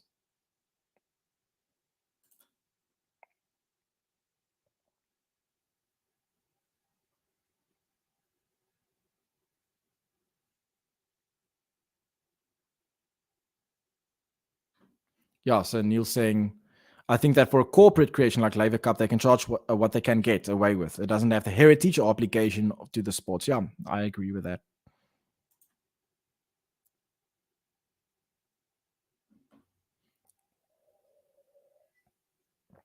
All right, let's see. Murray serving, second serve at 15 love. Murray now with the backhand slice. Wawrinka stepping in with the forehand. Murray's now going to try and pass, and he does! Murray does pass. Wawrinka once again stepping in, but Murray's able to get there with a backhand pass down the line. And it's 15 all.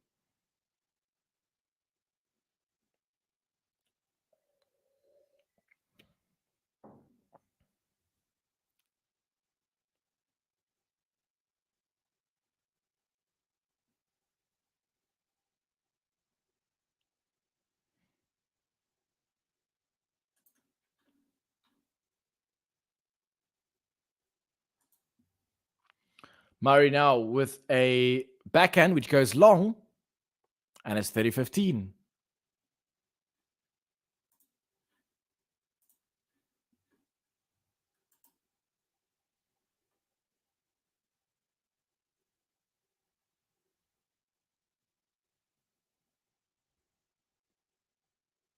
For Wawrinka.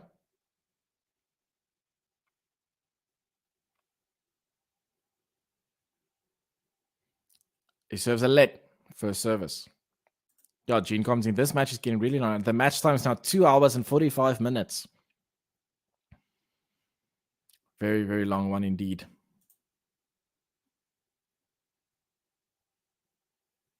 Wawrinka serving. Fault. Second serve.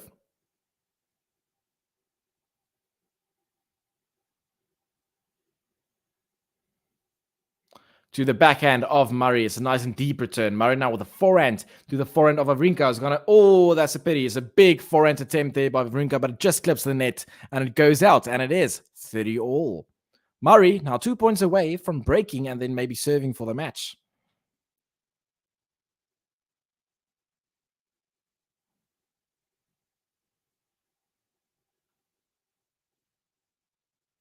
Yes, MJ said a lot of the time was just medical timeouts and breaks.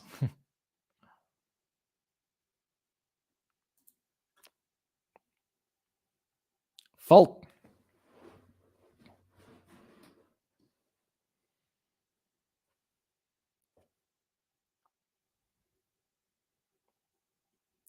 Forehand by Wawrinka down the line, but it's just wide, and that means it's a break point opportunity for Andy Murray.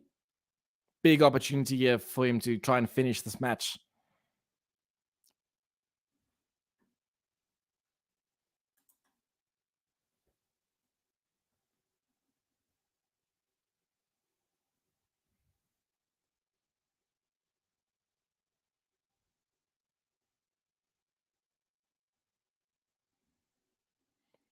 So first serve, let 30-40, break points opportunity.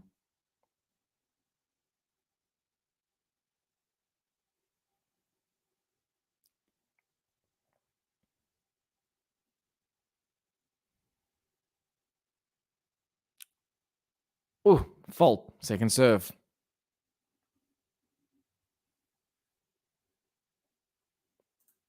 Ethan asking who's up next for the winner. It's return was in by Murray. What a big return! And he breaks. He breaks and he will be serving for this match at 6-5, Andy Murray. And if he's able to win today, he will be facing who was the winner of Norrie and Rune. And Norrie won that match. It will be then a Brit affair. Andy Murray will be serving for the match.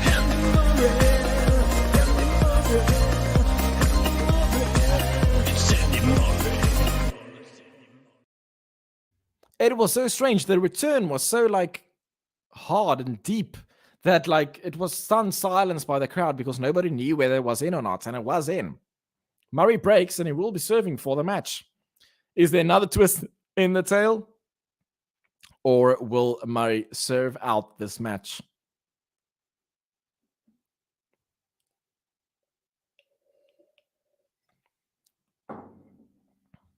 Both players will be enjoying a long massage afterwards, being so tired with their age.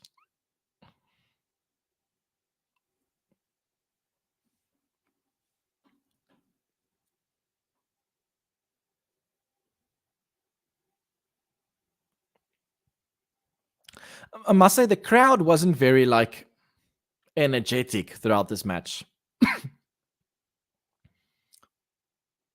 Which is disappointing because there are a lot of people, but they are quite silent.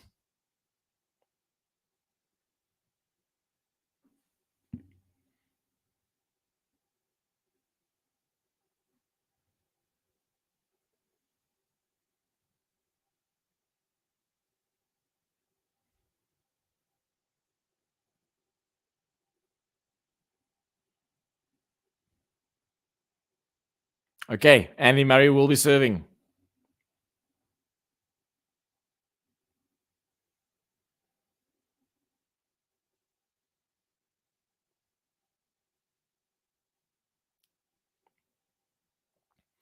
And he serves a big serve to the backhand of Wawrinka. Is not able to get that ball back in play. It's long, and it's 15-love.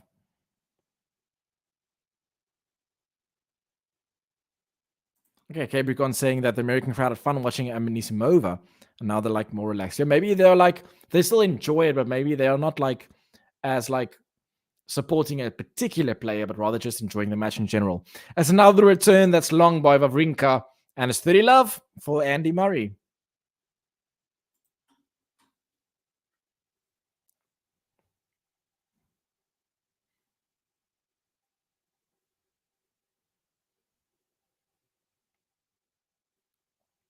Fault, second serve.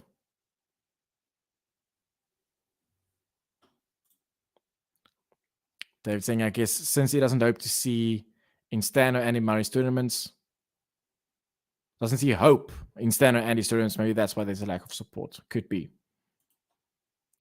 All right, let's see. Murray now with the forehand to the forehand of Wawrinka. Oh, that's a great angle by Wawrinka. Great angle. Murray is not able to get that ball back, and it's 30-15.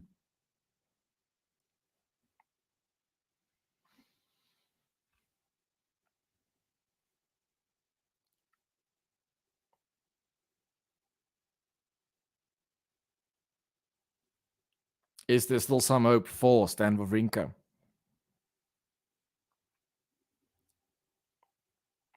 Murray serves to the backhand of Stan, who's able to pop it back with his backhand. Wawrinka's got a pass. Oh, that's a great pass. That's a great pass there by Stan Wawrinka. Murray did nothing wrong over there, but Wawrinka using his forehand, passing Murray at the net, and it's 30 all. That was a great shot. Murray stepped in after the pop return there by Wawrinka. And it was just in there by Stan Wawrinka. 30 all.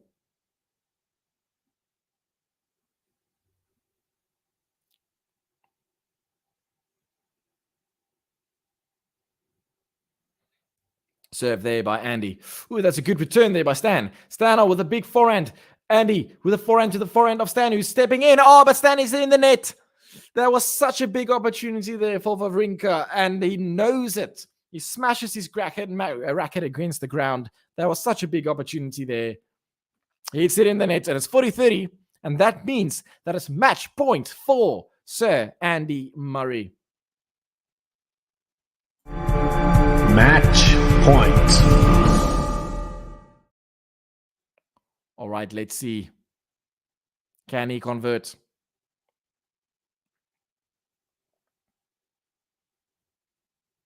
Serve to again, a block return there by Wawrinka. Wawrinka now with the backhand down the line. Murray is not able to get the ball back in play, and it's deuce. It's deuce. Match point saved by Stan Wawrinka. And it's all due to the brilliant oil painting of a backhand down the line by Stan Wawrinka.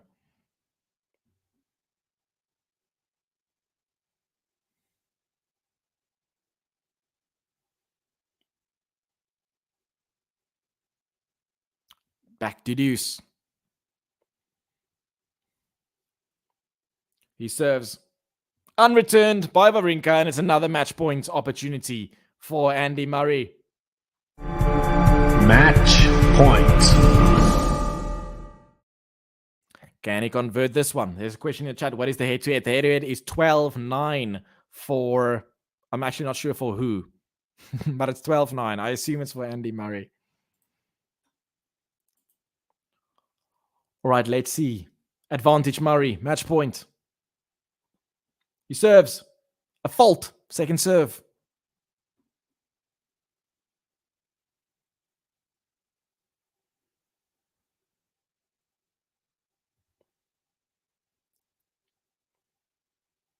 Murray serves.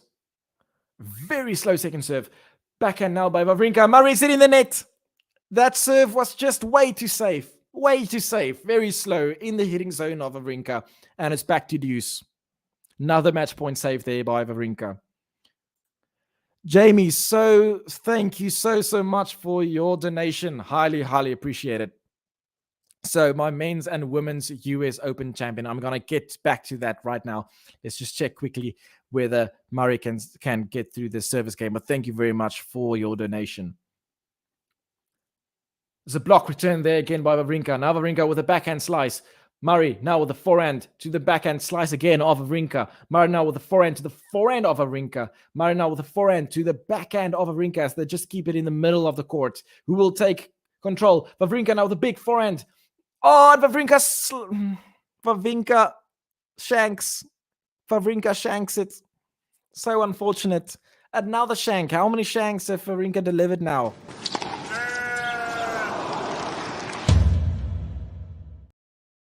And it's unfortunate timing as well. Wow.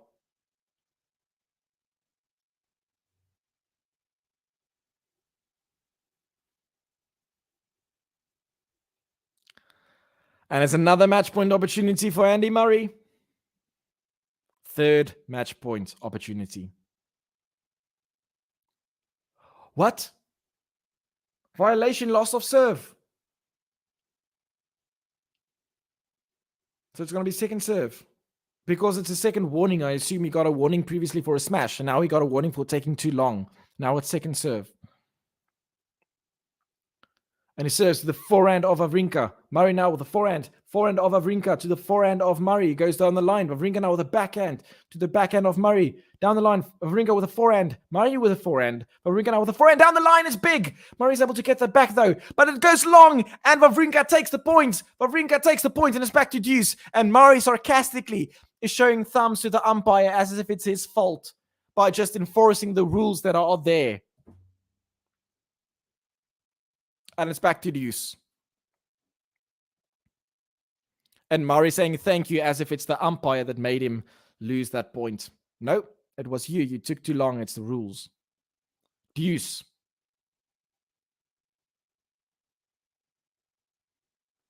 To the forehand of WAWRINKA. Pop return, but it goes long. And it's another set point opportunity. Well, match point opportunity for Andy Murray. Can he convert his 4th match point in this match?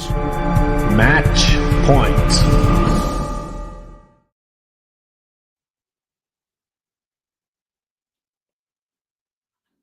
Right, let's see.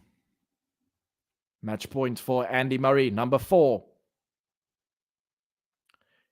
And it's not returned by Stan WAWRINKA. And it's a win, a W for Andy Murray today against the legend, Stan WAWRINKA. What a match by the two legends.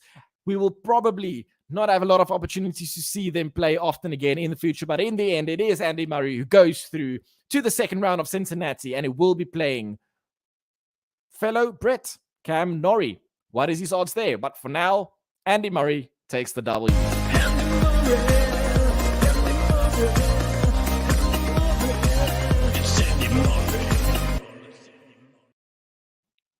All right, very interesting. So Jamie, his next opponent will be Cam Norrie, and the winner of that match will be taking on, let's just see here. The winner of that match,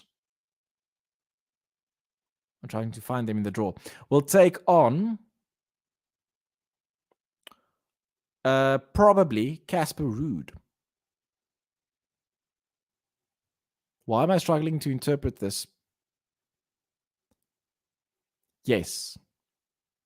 So the winner, so Murray will face Norrie in the second round, and then probably in the third round he will be facing Casper Ruud, if he's able to get past Norrie. All right, well, what a roller coaster. Thank you everybody for joining me. Before you leave, please consider hitting the like button on this video if you enjoyed the coverage with me, and subscribe to the channel if you are new. Now to the question, the super chat. Thank you very much, Jamie. Your answer: men's and women's US champions. Okay, so for the men's, I'm gonna go with Rafael Nadal. I can't see how. So I think a lot of people might say Medvedev, and it's understandable. He's the defending champion. He's so good on hard courts this time of the year, especially. I think given what's at stake here, I think Nadal has to be favorites. So I'm gonna go with Nadal. And for the women, I actually said previously in the video, because somebody asked me and I didn't really prepare for an answer, and I just went for a complete wild card, and I'm going to stick with that. Sloane Stephens is going to win the US Open for the women. You heard it here for the first time. Now, that's a cool thing. If I'm wrong, it's just going to be forgotten. But if I'm right, I'm going to be this complete genius. I'm going for Sloane Stephens. I know like a lot of people will say Halep. She just won, but I mean, I think recency bias is a very dangerous thing. So I'm not sure whether you should go with that necessarily. Tell me, Joe, what do you think? Who do you think? And in the chat, tell me, who do you think is going to win for the men's and who's going to win for the women's? For this tournament, I have Berrettini winning Cincinnati. I just think his serve will be so potent on the surface.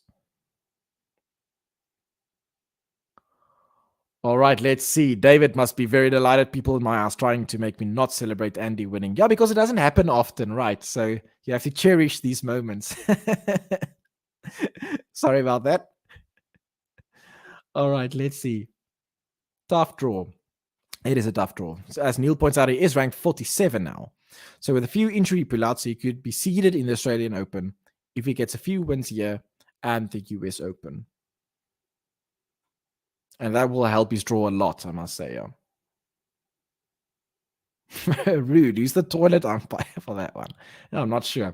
Thank you for joining me, Ethan. I really appreciate it. And I hope to see you again in a future stream as well. Thank you, everybody. Okay, MJ say you go for Anisimova to win, I assume, the US Open. Madison Keys. Yep. She can do very well. I'm sticking with Slow Ann.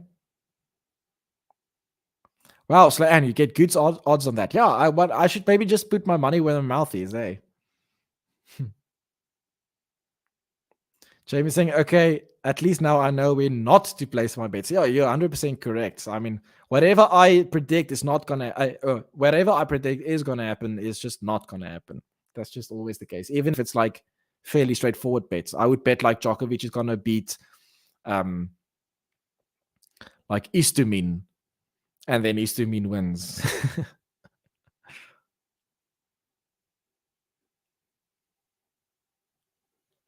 Probably won't be Schwantek. Yeah, I don't think so. As Capricorn also points out, she's lost on 3 different surfaces now, post Roland Garros. Were both of them able to make it off court without assistance? I doubt it. They didn't show it on TV how they walk off court. So, yeah, I don't know. All right, but thank you everybody for joining me tonight. I really had a lot of fun. I hope you had as well. And if you haven't yet, please consider hitting the like button on this video. Subscribe to the channel if you are new. But until then, until next time, I'll see you again. In the end, Andy Murray putting it through. Maybe what we predicted in the beginning. In the end, that's what happened with a marathon match at 2 hours and 58 minutes. Thank you very much from my side. See you again next time.